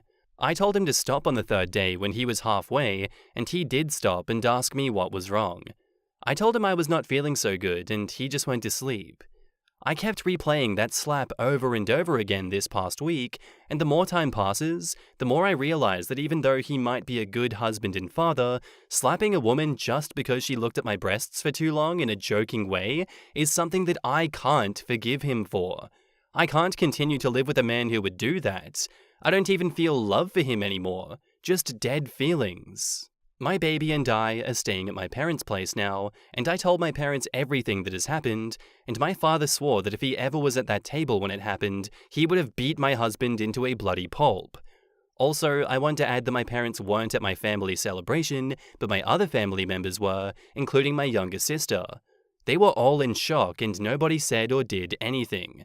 My father is currently getting a lawyer for me, and the entire process terrifies me. My husband has contacted me already and asked why I would do this when he already apologized and said that he was going to go to therapy, and that isn't that supposed to be enough reason for me to stay? He called me unloyal, double-crossing, and an unworthy C-word. He also said that there were a million times that he could have cheated on me when I was pregnant and nursing, but he never did, and he should get credit for that because that's what other men would have done. His parents told me that I'm a selfish whore who can't stay true to her husband and has chosen some gay bitch over her loving and loyal husband. All of that made my blood boil, and I want to push past my fears of being a single mum and just divorce him. Amy is still more than happy to help with the baby, and even suggested for me to move in with her so that she can be there to help anytime, just as long as I get away from that piece of crap. Edit, Amy hasn't filed a police report, nor pressed charges yet, but it's completely up to her if she wants to do it or not, because she said that since she was the one who was assaulted, it is her decision. In the comments, make a police report. Did you take any pictures of Amy's injuries when they happened? Do you have him admitting to striking her in text messages? OP replies, I did take pictures because someone suggested that in my previous posts, and that idea didn't even cross my mind before that. You should have what you need to get a restraining order, file a police report, and if Amy wants to, she can look into pressing charges. I also recommend that she see a doctor just to make sure that everything is okay. I've seen people get hairline fractures from slaps. And OP replies, she did see the doctor, and aside from the swelling and bruising, everything is fine. And it's up to Amy whether or not she wants to press charges. I'm not sure if this was clear, but you can make a police report without pushing to file charges, just so it's on record. Sometimes they will choose to pursue charges anyway, but I've only seen that happen rarely. Yeah, if she reports while she still has the injury, it would be helpful. I hope they've at least taken photos. It wasn't a playful slap. He hit so hard, Amy was bruised and swollen. That is assault. I also noticed that he never apologized to Amy. You were doing the right thing by leaving. The fact that he is verbally attacking you, rather than begging you to stay, suggests the beatings for you are not that far off in the future. Congratulations on your new baby, and you have the best friend ever. Treasure that. Vilnius Nastavnik says, quote, the beatings for you are not that far off in the future. This 1000%. Clearly, he was brought up with the values of, it's okay to assault a woman for perceived disrespect, and men deserve credit for doing the bare effing minimum like not cheating. At 28, he's not going to change that viewpoint, only get more entrenched in it. I'm not trying to lay this at OP's doorstep, I'm glad she's getting away, but people really need to stop dating, and especially reproducing, with misogynistic F-words like him. It's time they become endangered. Jesus effing Christ, the bar is in hell. I didn't cheat when you were pregnant and I had a million chances? Cool story, bro. What an asshole. And his parents? Territory? What am I even reading? I hope she cuts and runs ASAP. And I do too. As you can tell from my energy right now, I am furious at this man. Jesus! He really wasn't that far from just beating the shit out of her, was he? God damn, he sounds like an absolute tater-tot, this one. He's like, you're below me, you have no value. I should have just cheated on you because you deserved it. Also, your friend deserved to be beaten the shit out of even more. I hope that for OP's sake, if there are more updates on this in the future, that she has filed restraining orders, she is keeping away from him, and that please God, he is not stalking her and the family is not stalking her, because that is what is around the corner with someone this insane. Anyway, guys, I really hope that none of you have experienced something this crazy in your own life, and if you have, I am so sorry that people like that exist to torment nice people like you, because you deserve the best. Thank you for listening. Also, let me know what you think of this one down in the comments below, if you would kindly. Posted by user Throwaway Baby Name, titled, Am I the asshole for breaking my fiance's family tradition by naming my son what I wanted? So myself, 25 female, and my fiance, 27 male, have a 2-month-old son. We are overjoyed at being parents, but most of my in-laws are refusing to even see our baby because of a decision that we made concerning his name. My in-laws have a tradition of giving the firstborn son of every generation the same name. Let's say it's Peter. This has been going on for about 7 generations already, and they're very serious about it. My fiance's eldest cousin was the latest person to get named Peter.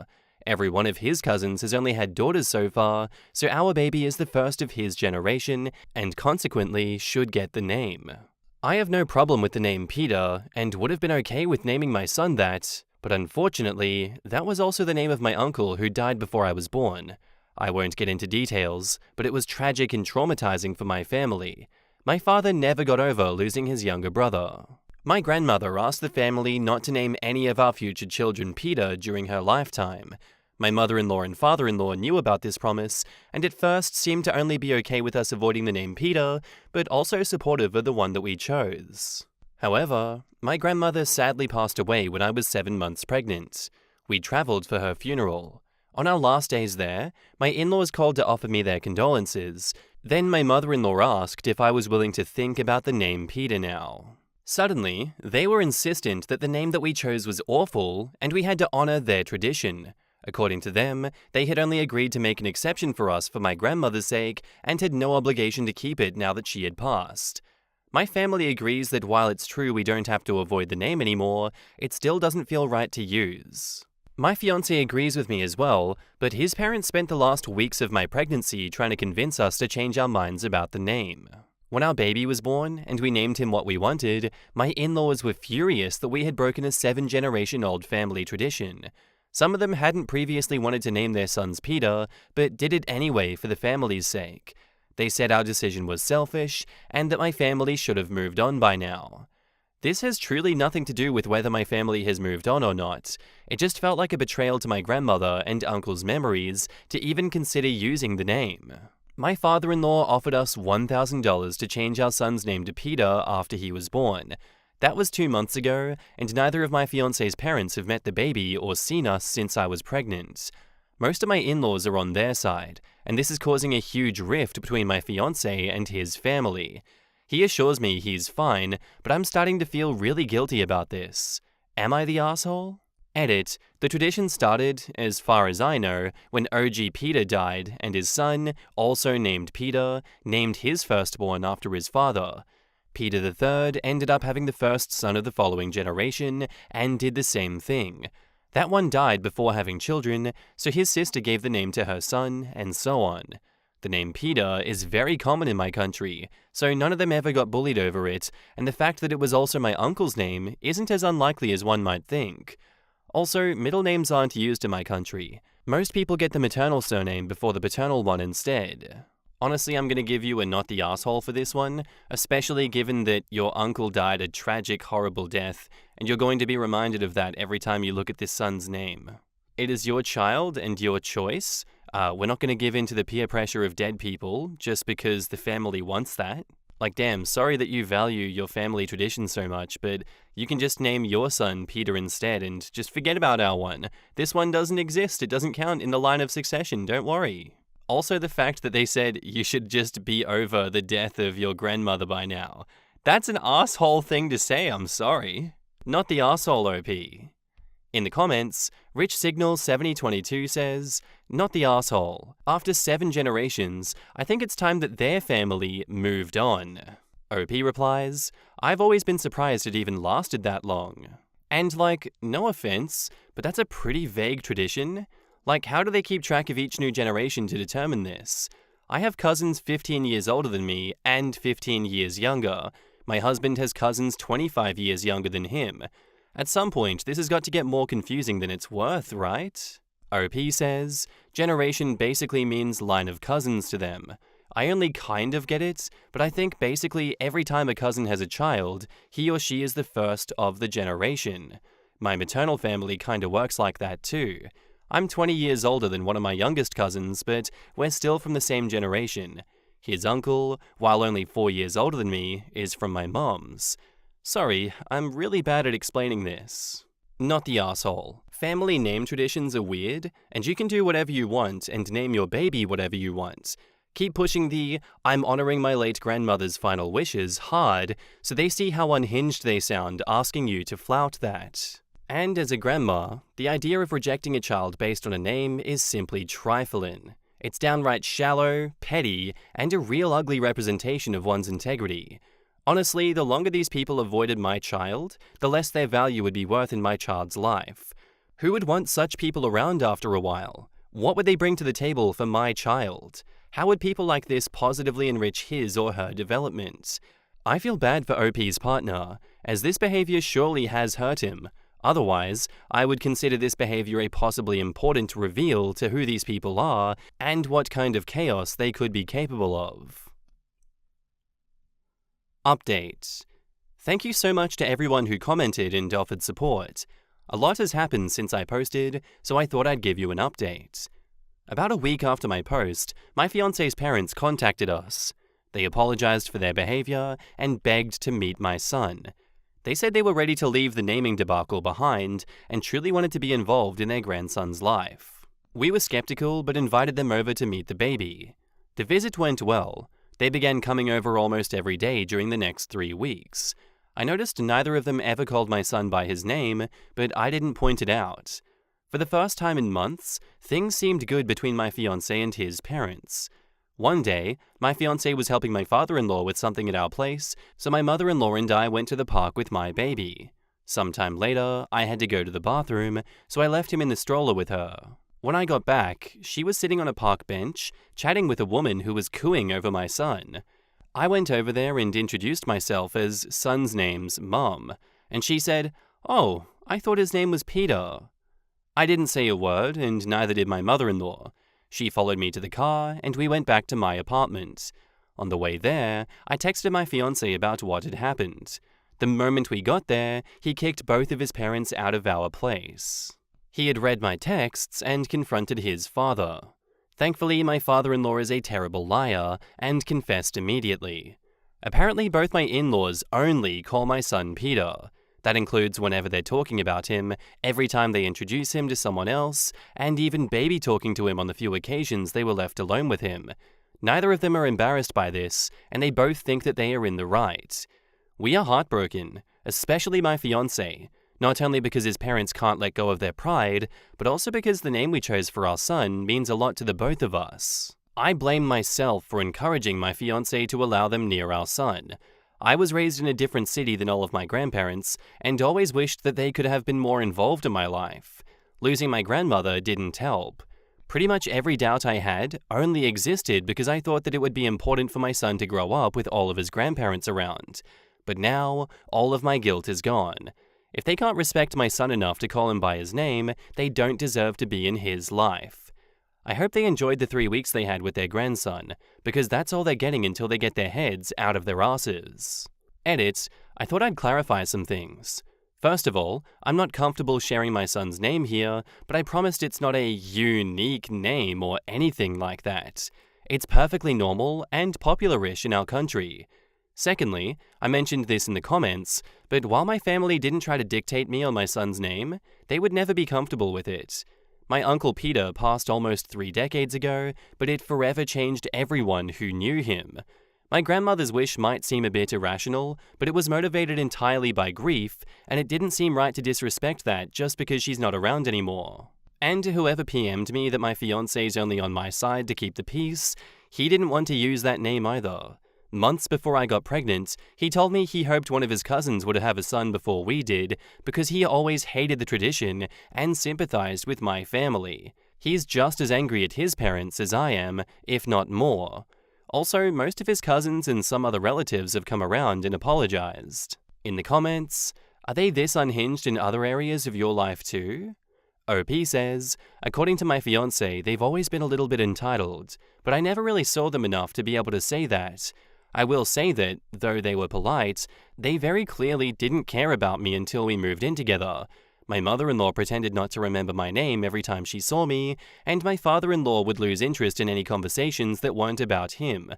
Once it was clear that me and my fiancé were in for the long term, they started acting a lot more friendly towards me, but it never seemed sincere. Have other family members come around yet? OP says, most of my fiancé's cousins have come around, and his brother was always on our side. His grandmother and some of his aunts and uncles are with us too. His grandfather, divorced from his grandmother, 2 out of 3 living Peters, the 2 oldest, and pretty much everyone else are either still mad at us or haven't reached out to talk about it yet. My entire family is on my side. They promised to not interfere in the naming process, but are relieved that we didn't name him Peter. One more note on the $1,000 offered in the first post. And that's $1,000 in my country's currency. It roughly translates to $200 US. Note, OP clarifies in a comment that she is Brazilian. OP drops this horrible bombshell about her uncle, the one who died before she was born. My uncle was murdered. My grandmother's request was motivated by trauma. Again, my family would be mostly fine with naming my son Peter. My dad and my aunt might have been uncomfortable, and my grandmother asked us all not to do so. But I wouldn't have been disowned if I had. It simply felt disrespectful, especially since my grandmother passed shortly before my son was born.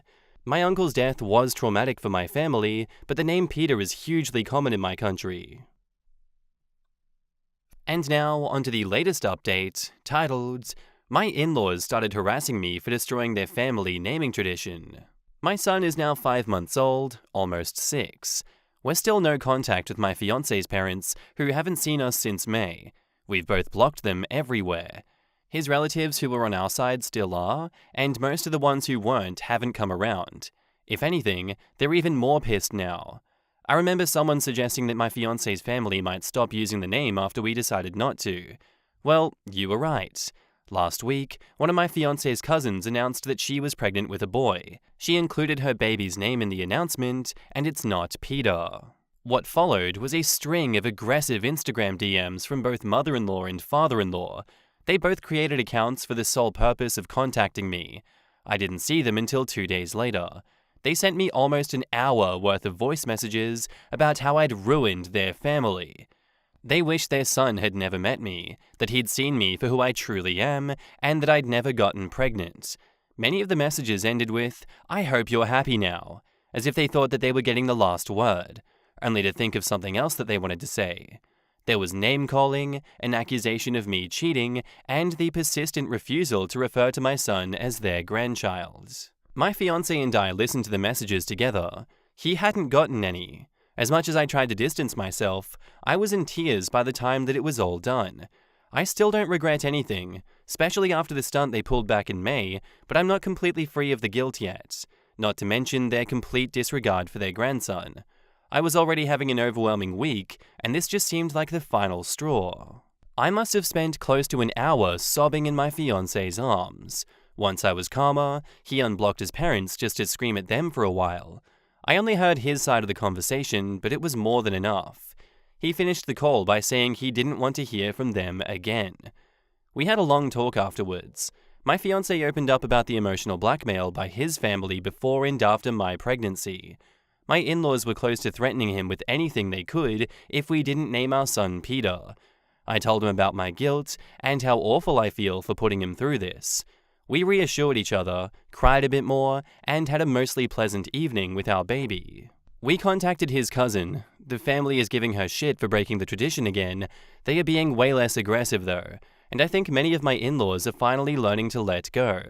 We are not expecting any apologies anytime soon, but we will be glad if they come. Our wedding will be in September 2024, and whoever doesn't give us a sincere apology until then is uninvited. My fiancé's parents are banned either way. We came to that decision together. Also, I'd like to address some comments on my previous update about how I was letting my family's trauma win, or how the name wouldn't be hurtful now that my grandmother is passed. I can't stress enough the damage my uncle's death caused. He was only 30 years old. He had a fiancée, a great career, and his whole life ahead of him. I don't know many details about what happened because I didn't want to upset my family by asking. My grandmother wasn't the only person hurt by this. My entire paternal family was. And if I remembered correctly, the person responsible isn't even in jail anymore. It was more than 20 years ago, but the wound never truly closed. So yeah, I think it's safe to say the tradition is over. The next Not Peter will be here in January, right before my son's first birthday. It was never my intention for this to turn into such a shitstorm, but I'm so incredibly proud of my little family. Thank you so much for everyone who shared their stories and offered advice during these last few months. I'll be forever grateful for all the support that I got from y'all. In the comments, Dan Horace says, "I hope you're happy now." Lamau? I bet she is. They could not have made it easier for her to win than with those awful messages. In the end, Opie got her name, their grandson, their son, and topped it off with one of their nieces and her son too. I hope she lives rent-free in their heads for the rest of their miserable lives. I would just reply, "I am. Thank you, smiley face." Why does the mother-in-law even care? She married into the family. Maybe she's one of those mentioned in the first post who were pissed because they didn't want to name their kids Peter either, but still did it. I don't understand why people like OP's in-laws let tradition rule their life. I'm so glad her fiancé is on her side and is supporting her. Ah, the rule we all followed. If you don't follow it too, what even is life? Ah, it's too much, I'm falling into the abyss. Yeah, it very quickly stopped being about the name Peter and started being a pissing contest when their family tradition had to win over another family's trauma. Now it's just an exercise in attempted control and boundary stomping to try to make an example of what happens to youngins who don't follow the matriarch and patriarch's dictates, large or small. Well, I don't expect a new update to come from that one unless there is a new murder that's happened in the family over this name. Jesus, can you imagine that? I am quite glad that we got a final wrapping up of this story though. It's nice to see people finally breaking free from stupid constraints that elders in families will just put on others in situations like this. I feel like from reading these stories, it's not all that common that we see people deviating from that. More often than not, they choose to not rock the boat and just side with the oppressors, like the mother-in-law and father-in-law in this instance, so that they don't get the same treatment. Anyway, all that to say that I'm pretty glad that it ended this way. But what about you guys? I'd love to know down in the comments below.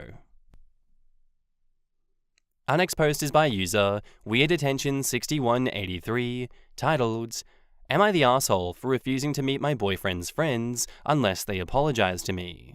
A couple of weeks ago, my 24 female, boyfriend's 27 male friends found a Tinder account with my pictures on it and matched with it.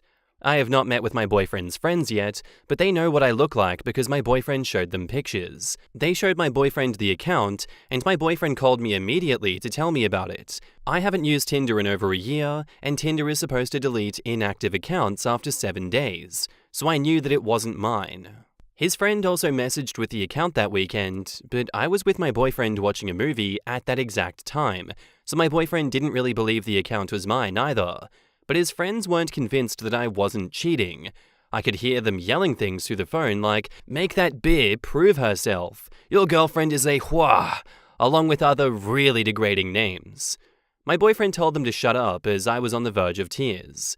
I went on FaceTime with all of them while the friends messaged the account.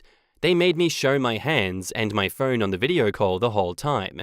The catfisher messaged back, and I was proven innocent. None of them apologized to me. They only apologized to my boyfriend, which felt even more disrespectful. Apparently those friends are hosting a party this weekend, and my boyfriend wants me to meet the group for the first time, but I don't want anything to do with them until they apologize to me for calling me names. My boyfriend understands, but also says that it would mean a lot if I could at least give his friends another chance, since they were actually just doing their best to support him since he had been cheated on in the past. Would I be the asshole if I refused? Honestly, no. These people have been nothing but assholes to you. Why do you owe them anything, and why should you turn up to this party? None of them have apologized either. You're just walking into that situation with bad blood from the get-go.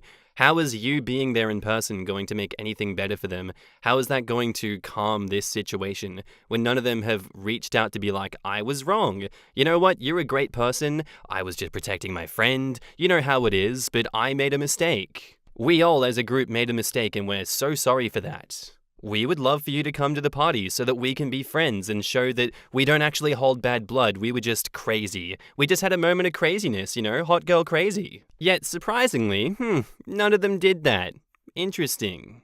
I don't know what this is supposed to hint at, but they have no remorse for their actions, and they're just gonna sweep this under the rug. That's not okay, that makes them assholes, and OP, you were not the asshole. In the comments, Tess178 says, "Not the asshole. Why does your boyfriend have such disgusting friends? That's concerning. Sounds like a really uncomfortable situation you'd be entering into. You have to decide if you want to give them a chance to apologize in person, or stand your ground and only go if they apologize first. But that might cause issues too if they see you as a problem. Let me be clear. They are most definitely massive assholes, but if you want to stay with your boyfriend and keep the peace, you gotta figure out what you're comfortable with. And no matter what, they owe you that apology the next time they see you, and your boyfriend needs to put them in line." For real? WTF? Time to dump the boyfriend and his buddies. Not the asshole, but you're the asshole to yourself if you stay and continue to put up with these misogynistic, degrading tests of loyalty. It's probably the original friend that found the account and gassed everyone else up. jealous ex or friend. Info: have you considered that one of them made the account?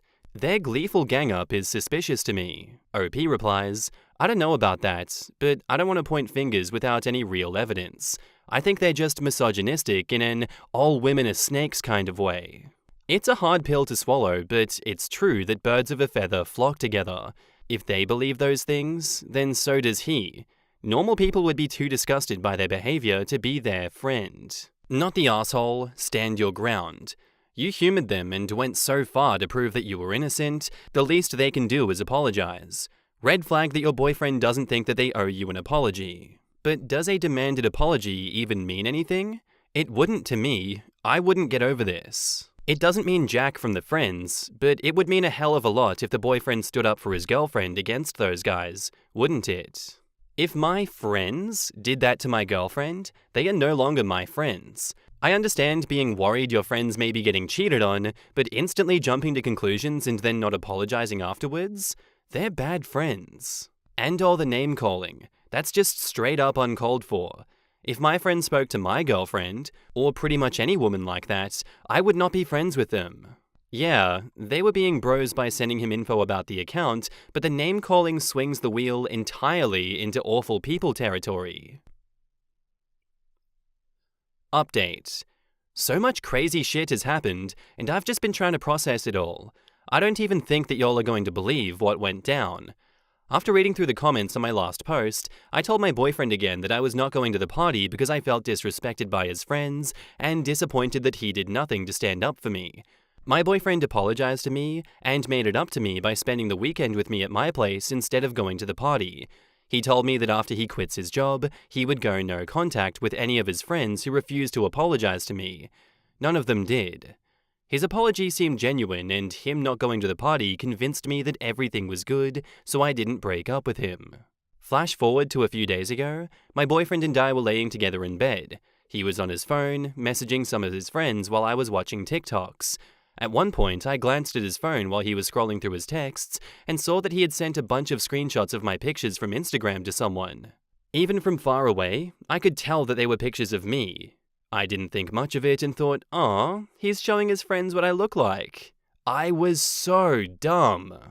So before we went to sleep, I jokingly asked him, hey, why were you sending my Instagram pictures to your friends? He went white and there was so much panic on his face. I immediately knew something was up and made him explain. Apparently he sent my Instagram pictures to his friends so that they could make a fake Tinder account to see if I was really cheating on him. Because he had been cheated on in the past, he felt so insecure in our relationship that he wanted to make sure I didn't have any dating apps or was doing anything shady behind his back. He thought the confrontation would scare me into a real confession. But he didn't want to seem like a bad guy with major trust issues, which is what he is. So he had his friends confront me for him while he pretended to be on my side the whole time. They saw my reaction to it all. I was literally on the verge of tears the entire call and did not confess to anything they accused me of, and they decided to play it off as a catfish. So congrats to those of you in the comments who guessed right. The friends made the fake account. I didn't believe it at first because I had no evidence and I hate making false assumptions about people. Ironic, isn't it? I also thought that they had no way to get the pictures of me since my Instagram is private, but how the hell was I supposed to know that my own boyfriend was providing them to frame me? Needless to say, I dumped his ass. He cried the whole time, which was admittedly satisfying to watch, but also painful. Thanks for all the support. Wish me luck in therapy. In the comments, Similar Shame 7517 says, I really can't fathom what these people who like to test their partners and friends and family members think. Only a complete doormat would be relieved to find out that, oh, you've set up that incident that traumatized me just so you could be sure I'm a good person. Understandable. Have a good day. Anyone who goes through with testing their partner like this isn't emotionally mature enough to be in a relationship. Oh wow, the friend group and the boyfriend are absolute man-children and idiots. 27-year-old people playing these kinds of games is a low bar. I feel bad for OP having to surround herself with a bunch of idiots. I hope for the best for her.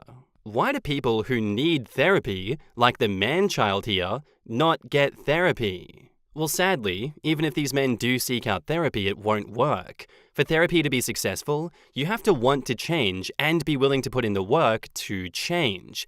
Plus, it requires cultivating self-reflection, empathy, and integrity, all of which these men utterly lack. Always ending these stories with absolute bangers. But yeah, it doesn't seem as though he wants to go to therapy, and it doesn't seem as though that boyfriend wants help right now. I don't think he's willing to change, and I don't think he's willing to put in the work. Given his actions, it is very clear that he just wants to continue the status quo and shift blame. That's just not someone ready for a committed relationship, I'm sorry. He should stay single for a while and fix himself. Posted by user Kate Simmons, titled, "Am I the asshole for telling my mum she's making me fat?" A couple years ago, I, 34 female, lost my job due to the company I worked for going into financial trouble. My husband at the time didn't work, which caused us to struggle for money and eventually led to him abandoning me and our 3 children. Because of this, my parents, 65 male and 64 female, offered to let us move back in with them for a while. Everything was fine, but after a few weeks, I noticed that the food being given to us was both unhealthy and given in very large quantities. I didn't want to offend my mum, so instead of bringing it up with her, I offered to do some of the cooking instead. However, she insisted that it was all done by her because she enjoys it. Reluctantly, I obliged and just thought, I'll just leave most of it.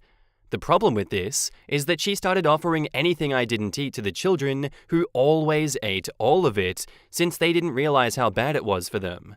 I also didn't want to talk about this with the children because creating a fear about gaining weight always does more harm than good. This carried on for about a year before I finally brought it up with her. I've gained almost 50 pounds and am now almost obese, and 2 of my children are clinically obese now as well, with the youngest still being firmly overweight. All of them get a reasonable amount of exercise, but it makes little difference when they're eating almost 3,000 calories a day. A few weeks ago, I watched their school sports day, and it was worrying how little they could run. The 2 girls couldn't even run 100 meters and had to walk the final part. I told my mum that she had to stop giving us so much unhealthy food, but she snapped at me and said that I should be grateful that she's even letting us stay there. I hate conflict, so I ended up backing down, but I feel really bad about the effect it's having on my kids. Recently, the oldest one has been trying to avoid sport at all costs since she doesn't enjoy it with the extra weight. Am I the asshole for bringing it up with my mum? OP has offered the following explanation for why they think they might be the asshole. I blamed my mum for my weight gain and argued with her. This might make me the asshole because I should be grateful for her for letting me live with her.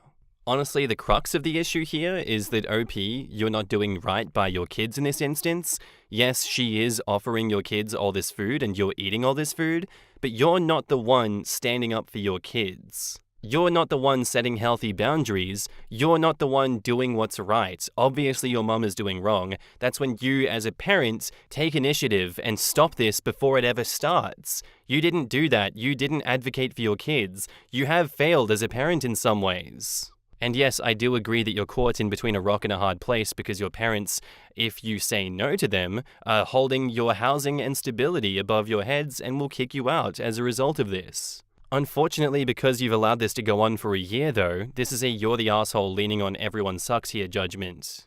In the comments, maybe a walrus says, "You're the asshole. How can you neglect your kid to the point they're obese and blame it on your mum? It was your responsibility to set boundaries. This is your fault, not your mum's." Absolutely. OP, you take no responsibility even for the food that you put in your own mouth, but this neglect of your children is not on. And it is neglect. You say the children eat all they are given. You say they don't like exercise. Do you exercise with them? Do you push back and tell your mum to pop leftovers in the fridge for the next meal? Do you plate up for the kids after mum cooks? You sound like you have abdicated responsibility entirely. Are you unwell? I know you've gone through a lot, but if you're too depressed or anxious or exhausted to parent properly or to look after yourself properly, you need to seek help. You're the asshole. Mobile Prune says, "You're the asshole. You're a grown woman. Take some responsibility for the things you put in your and your kids' mouths." They can't even run, they're so overweight. As a mandated reporter, I'm fuming. I wish obesity was seen as abuse. Hometown Gypsy says, "When I was a CASA, I saw a court case where a child had been removed from her family because they refused to alter her diet. She was placed in a medical facility on a restricted diet to lose weight, so it does happen. Everyone sucks here. Your mum because she's causing the issue, you because you won't stand up for your kid's health." Crystal Zelda says, "Yeah, the you're the asshole comments are honestly so misguided. OP's mother is sabotaging their health. She's refusing to control portion sizes and threatens to kick OP out when she says something. You ever had to lose weight, especially as a kid, in a house where some people kept a shit ton of snacks, unhealthy foods, etc.? It's impossible. Those kids will sneak food every chance they get, especially since Grandma has made it clear that if the kids ask, she will provide. It's not just about portion sizes, but the quality of the food. Giving someone a really small portion of extremely carby or processed foods without good sources of fiber and protein to help them feel full will mean the kids will still be hungry, ask for more, repeat, and recycle. All of their food situation needs to change, not just the quantity but quality, no snacks, etc. It's on OP to manage this, but people are naive if they think that OP will be successful in a house with someone who has made it clear that she will go out of her way to undermine those efforts. Update. I brought it up again more harshly with my mom, but she refused to budge, so I took the kids to a pediatrician. It went how you might expect. They need to lose weight and have to cut down on how much they're eating. I explained the situation, and he wrote a note for my mom explaining the importance of the kids losing weight. After reading some of the comments, I suggested that I be in control of serving the food so that she could still cook, but I had control of the portions. My mother wasn't so keen on this, so we met in the middle and allowed the children to get their own servings. Although they still took more than what was probably healthy, it was less than before, so progress was made. My mum still did my portion, and it was still very large, but I didn't mention it and just ate it because I didn't want to annoy her just when I was making progress. After dinner, I managed to convince my 2 youngest children to come on a walk with me and my dad. The walk wasn't long, probably only about a mile, but it was a step in the right direction. However, when I got home, my mum told me that she had given my oldest daughter who stayed behind seconds because she looked hungry. I told her not to do that again, but she was pretty non-committal, so I'm not sure I trust her. Update 2. I've spoken to my kids about how they don't have to eat anything put in front of them. I've also asked my mum if I can make a side dish on top of the meals that she cooks. Today, I just made a light salad and put it out before any other food was out so the kids wouldn't prioritize the less healthy food. All of them ate the salad before my mum arrived and were allowed to serve themselves again. They still all took more than I would have liked, but for the first time, my youngest complained about being full before finishing his plate. Before my mother could say anything, I took his plate and put all the remaining food onto my own. I knew dumping it in the bin would cause a row, so I just ate it myself so I wouldn't undo any progress with my mum. My oldest 2 ate their portions in the salad, but at least they got something healthy into their bodies. It turns out they get quite sluggish after eating dinner, so I didn't push them to exercise today, and am going to go for walks with them before dinner instead next time. I'm also in contact with a friend of mine to see if I can stay in their house for a few months before I get a place of my own. Hopefully before the end of the year. And yeah, that's all the updates that we have for that story, but, I'm very much glad that OP is doing something for these kids, and is advocating for her and their health. I can very much see this turning into a My 600 Pound Life episode. I'm sure Dr. Now would have a thing or two to say to the grandmother, much less OP in this situation.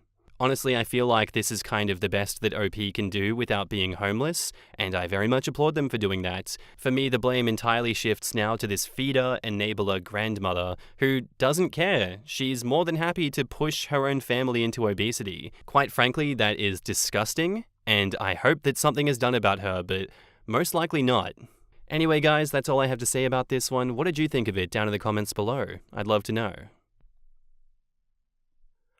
Our next post is by user Deleted, titled, "My sister's behavior towards my boyfriend is horrendous. This is going to be long. I'm warning you. I'm angry, I'm frustrated, I'm shaking. I need to write it down and hear some advice. My sis is just so creepy towards my boyfriend. I can't take it anymore. She was really spoiled by my parents when she was young because she was their first child. She always wants everything, and when we were little, she always used to steal my toys, books, clothes, etc. I was never allowed to touch any of her things, but she constantly stole my stuff and was always rude to me. My mum, for some reason, has always preferred her over me, and thus, most of the time, I was told to just let it go. Due to this, I have lots of resentment towards her, and I don't really like her. I'm honestly sick of her behavior, and I just want some peace and quiet in my house. My mum called me 2 weeks ago, pleading to let my sister stay with me because she doesn't have a job right now, and she can't stay alone during quarantine.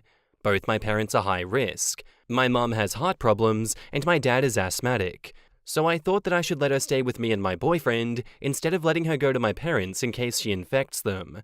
There's been a few cases where she is, so I don't want to risk it. Now I'm honestly starting to regret it. Her behavior is creepy and strange, and downright disgusting. First of all, she doesn't respect me at all. She's constantly ignoring me while having long talks with my boyfriend. She doesn't leave my boyfriend alone. She flirts with him and constantly tries to touch him by using cheap tricks. When we watch movies, she pushes me away and tries to snuggle with my boyfriend. She slaps his butt when he walks by and loudly tells him how he has a perky little butt. She also runs her fingers through his hair every day, saying, "Whoa, your hair is so soft," or some crap like that. What the fa? These are all just excuses to touch him. She just needs a chance. Another thing she does is ask him if he has abs so she can touch his torso. Or say, "Did you see this thing that I lost? Maybe it's in your pocket, let me see," and proceed to pat his thighs. One time she wanted help with hooking her bra, and she just frickin' walks out in her underwear. She came to our room, and my boyfriend was in the bathroom. The logical thing to do is just effing ask me. I'm her sister. But what does she do? She just waits for my boyfriend and asks him instead, even though I'm sitting right there. I think I looked very upset because my boyfriend just told her no, and she went back to her room. She didn't try that again. This is not even all. My boyfriend and I can't even talk to each other without her interrupting us. She barges into our room with no warning. A few days ago, we were trying to have sex, and I don't know how the F she realized it and started banging on the door claiming to have a headache. I opened the door and asked her what was wrong. I told her I had pills for it, but she just said that she doesn't trust me and she wanted to talk to my boyfriend instead. After disturbing us, she was completely fine and her headache disappeared miraculously. She just came into our bedroom and started talking to my boyfriend. We were literally half naked, and there was no way she didn't know. This is driving me crazy. What does she want? Why is she like this? It's not like I didn't talk to her. I was so angry she interrupted us because she's been doing this since she came here. I was feeling horny and angry. I just told her to get out and that we needed some alone time. I don't want to go into details, but we had a small argument and she started crying. The thing is, she never accepts it. She's completely blind to what she's doing. She denies doing it and sheds tears, which ends up making me feel bad instead. My boyfriend is so uncomfortable by all of this. He just looks exhausted all the time. He's trying his best to be nice, but she's all over him all the time. He's usually very introverted, shy, and quiet. He's not very confrontational, and I know this is bothering him. When I talked to him about it, he just commented that it was a bad idea to invite her to stay here. He also said not to invite her ever again. I want to know why she's like this. How can I make her see what she's doing?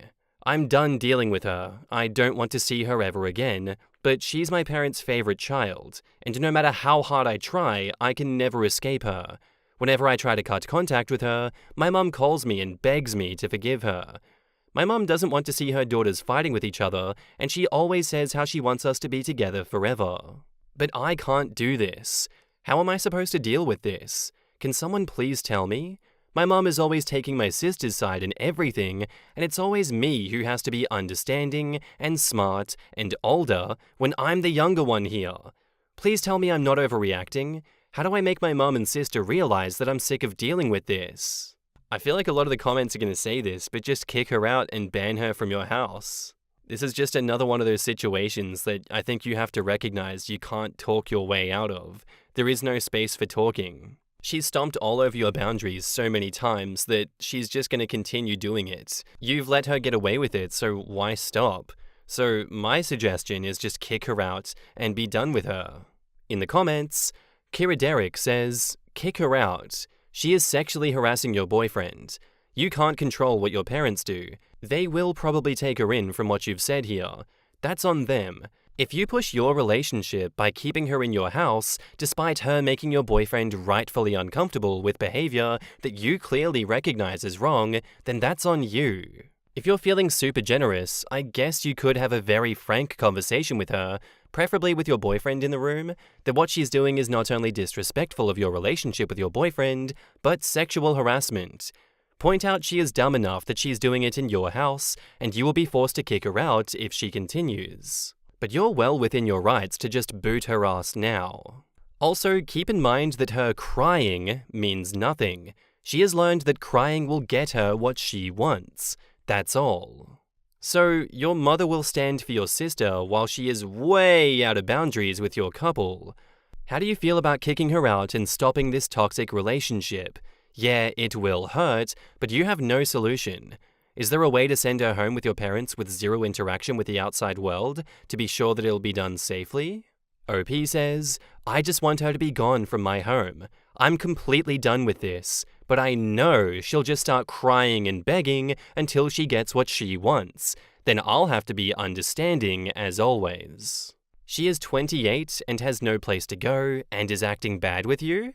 Absolutely kick her out. I wouldn't give her any more chances. Take care of yourself and your boyfriend. Good on you for being independent of your unsupportive parents. Update. Hi. First of all, I'd like to thank each and every one of you for your help. I'm really grateful for all the support I've received here, and all those little messages some of you sent me really made me understand the situation I was in. The many comments I read here gave me the strength that I needed to talk to my sister. Thank you guys. I should probably tell you that this might not be the perfect badass ending that you are all expecting, and I apologize for that. I've always had a hard time standing up against my sister. Like I said in my original post, my boyfriend doesn't like confrontations either, and he's also a huge people pleaser, which makes this situation harder for the both of us. Nevertheless, I finally decided to talk to my sister yesterday. She was actually sitting in my living room in her underwear and bra, and I completely lost my shit. I told her multiple times to wear some clothes, but she said that it was too hot, which it was not. She then made a small comment about me being insecure about my boyfriend liking her or something like that, and that made me angry. I sat her down and we talked. I told her she was making me uncomfortable. She was making my boyfriend uncomfortable, and we wanted her to leave. She looked very shocked by it because I don't think that I've ever talked to her like that. She immediately apologized though. She said she didn't know, or some bullshit, which I wasn't going to fall for this time. I gave her an ultimatum. She needed to pack her shit and get out in 3 hours. She looked very emotional, and she apologized a lot, said sorry a lot, and told me that she loved me. She said she would never intentionally try to hurt me. If I misunderstood her actions, it wasn't her fault. She kept saying she didn't know. She said she was just trying to be friendly to my boyfriend, which is not true at all. I asked her if sexually harassing someone was friendly to her, and she started crying. By this time, my boyfriend, who was in our bedroom, avoiding my sister and her skimpy clothing, came to support me. She kind of directed her questions towards him. She asked him if she was making him uncomfortable. He said yes, and she cried and apologized. She then tried to gain his sympathy by saying that I was kicking her out when she had no place to go. She also lied that I was always mean to her. She completely ignored me and asked him if she could stay. She had nowhere else to go. Of course, he said no. What the F did she think? I will forever remember the look on her face. So yeah, she actually refused to leave, cried a lot, and said that she was jobless and she didn't have money, no place to stay, no friends, etc. I told her she had no friends because she was a beer. The first time I said something like this to my sister. She then tried to guilt trip me to let her stay by repeating the words, "I'm your sister, family, I love you," etc. My boyfriend and I helped her pack all her stuff and put it next to her car. I told her that she can stay in her car. I didn't care. I wanted her to go. It wasn't really epic like some of you wanted. I was actually crying a little while I was shouting at her because I was shaking so much. At one point, my boyfriend had to tell me to calm down. It was just so overwhelming. I'm just glad she's gone. She did leave eventually. She was calling someone, and I'm pretty sure she went back to her own flat. Thank God she's not going to my parents, because I don't think she knows how to quarantine.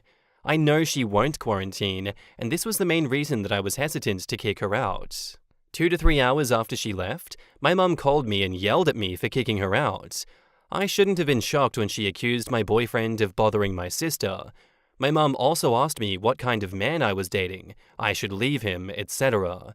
I should have expected that, really. I tried to reason with her, but my mum was just angry at me. She asked me things like, how can you do this to your own sister, and similar bullshit that she should be asking my sister. At this point, I was so effing angry I was in tears and shaking.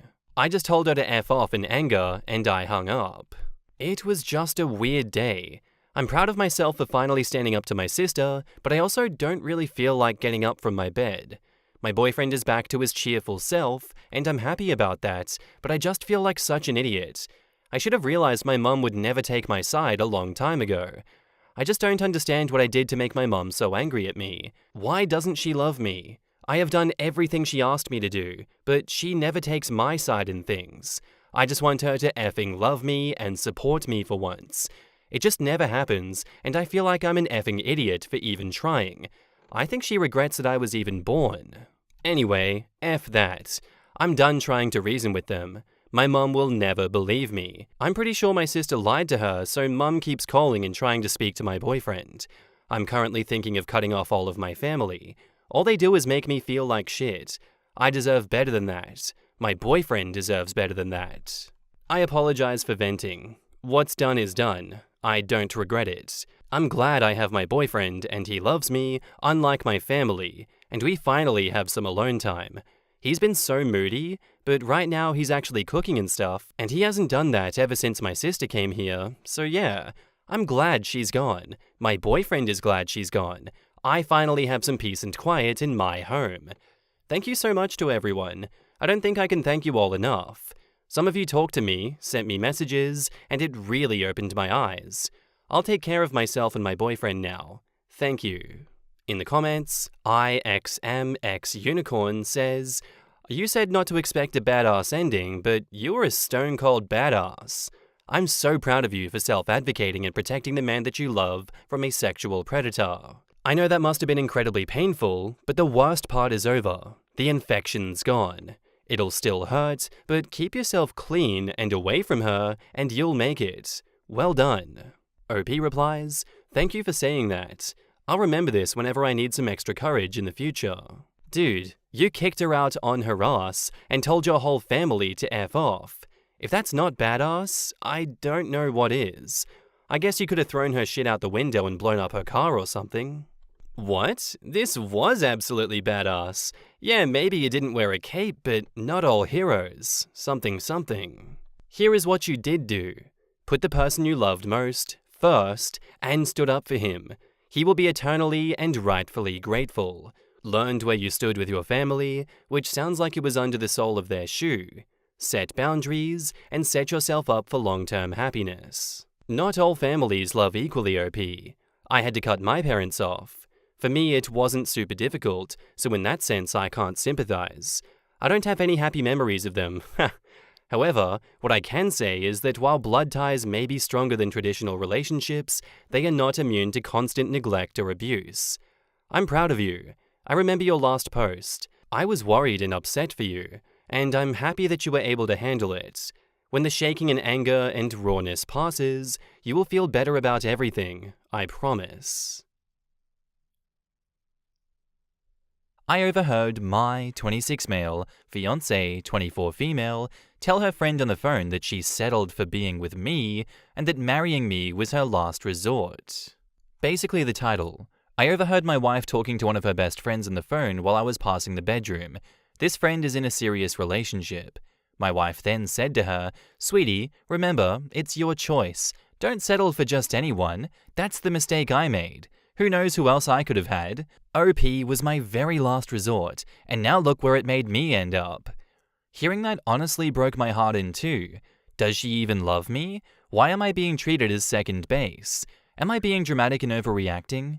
I haven't said anything about it since. I honestly don't know what to do, but hearing her say that has really made me upset.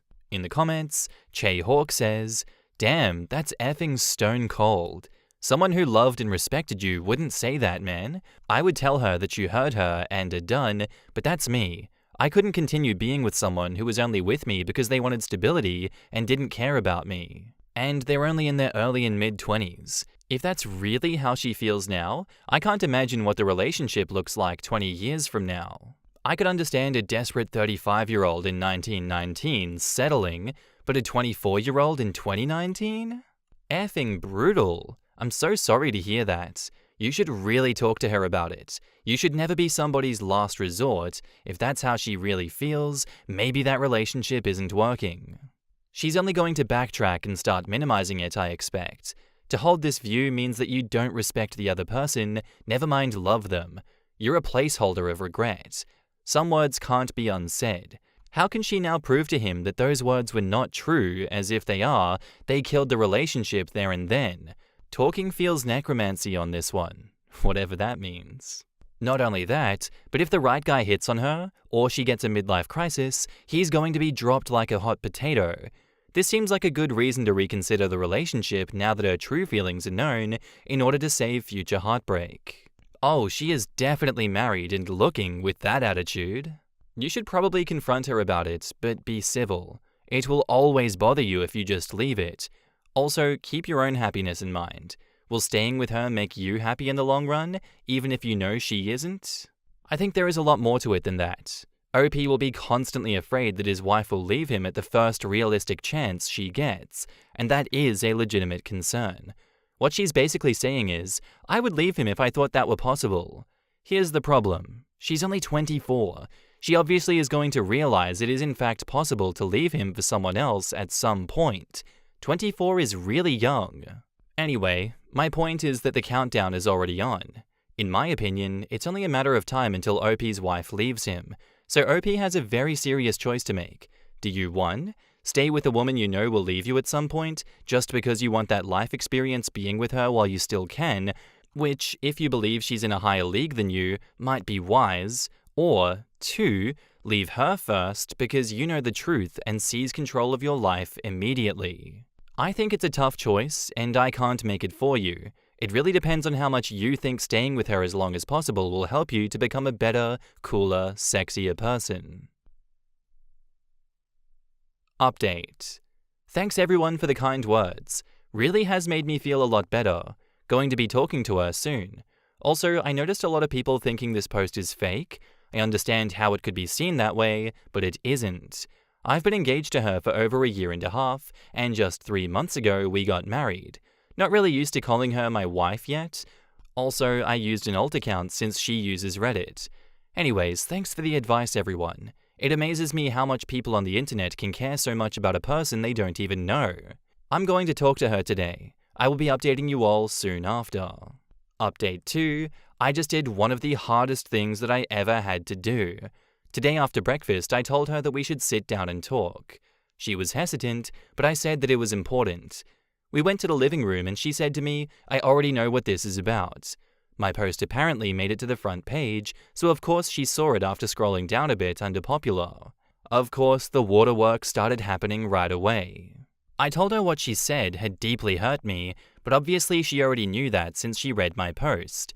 Through her tears, she said, I was just joking, I wasn't serious.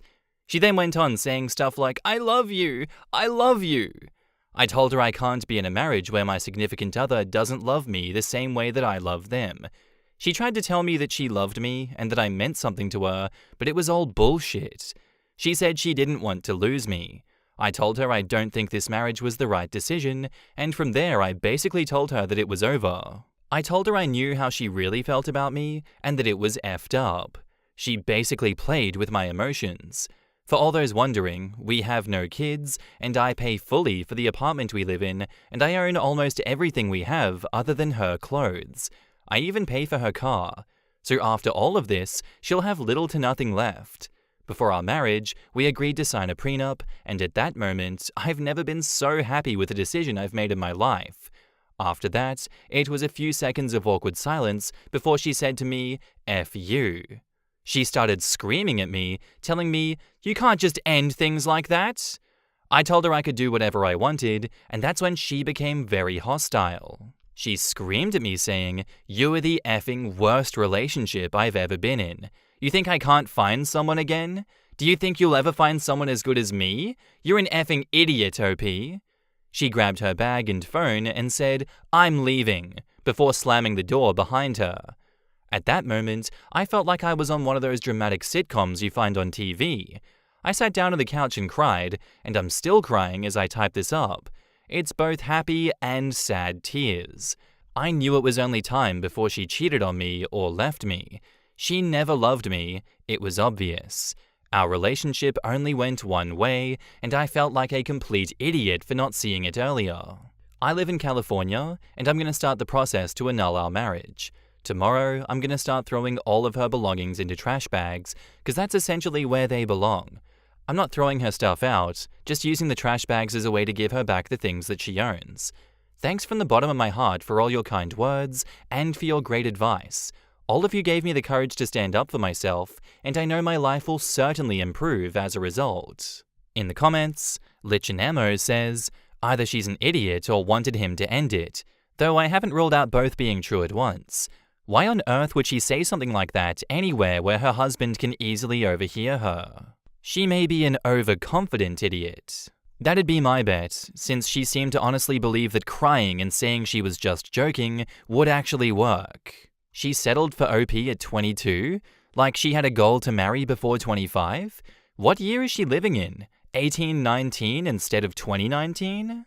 I don't know about OP's ex, but that's a shockingly common small town mentality, and it's also pretty common among people with very little ambition, which may go hand in hand with the small town thing, but doesn't rule out small people from big places. Might depend on the country. I'm from a small town and people usually don't rush into getting married. People usually get married between 25 and 35 there, I'd say. I only had one friend in school who wanted to get married by 25, and her reason was rather superficial. Skin starts aging from 25 onwards, and she wanted to be at the peak of her beauty for her wedding. If she could get someone better, then why didn't she? Also, it's weird that OP got married when he knew that she didn't like him that much. Or does he mean now it's only a matter of time before she cheats after he heard the convo? He said he realized that it was a one-sided love. I would bet that she went through the motions of being in a relationship, and after reflecting back, OP realized he put in more care into the relationship than she did. He probably had rose-tinted glasses on until he overheard her. Been there, done that. Took my best guy friends sitting me down and calmly explaining that they love me and they're worried about me to snap out of it. Sometimes you can't see the forest through all the trees.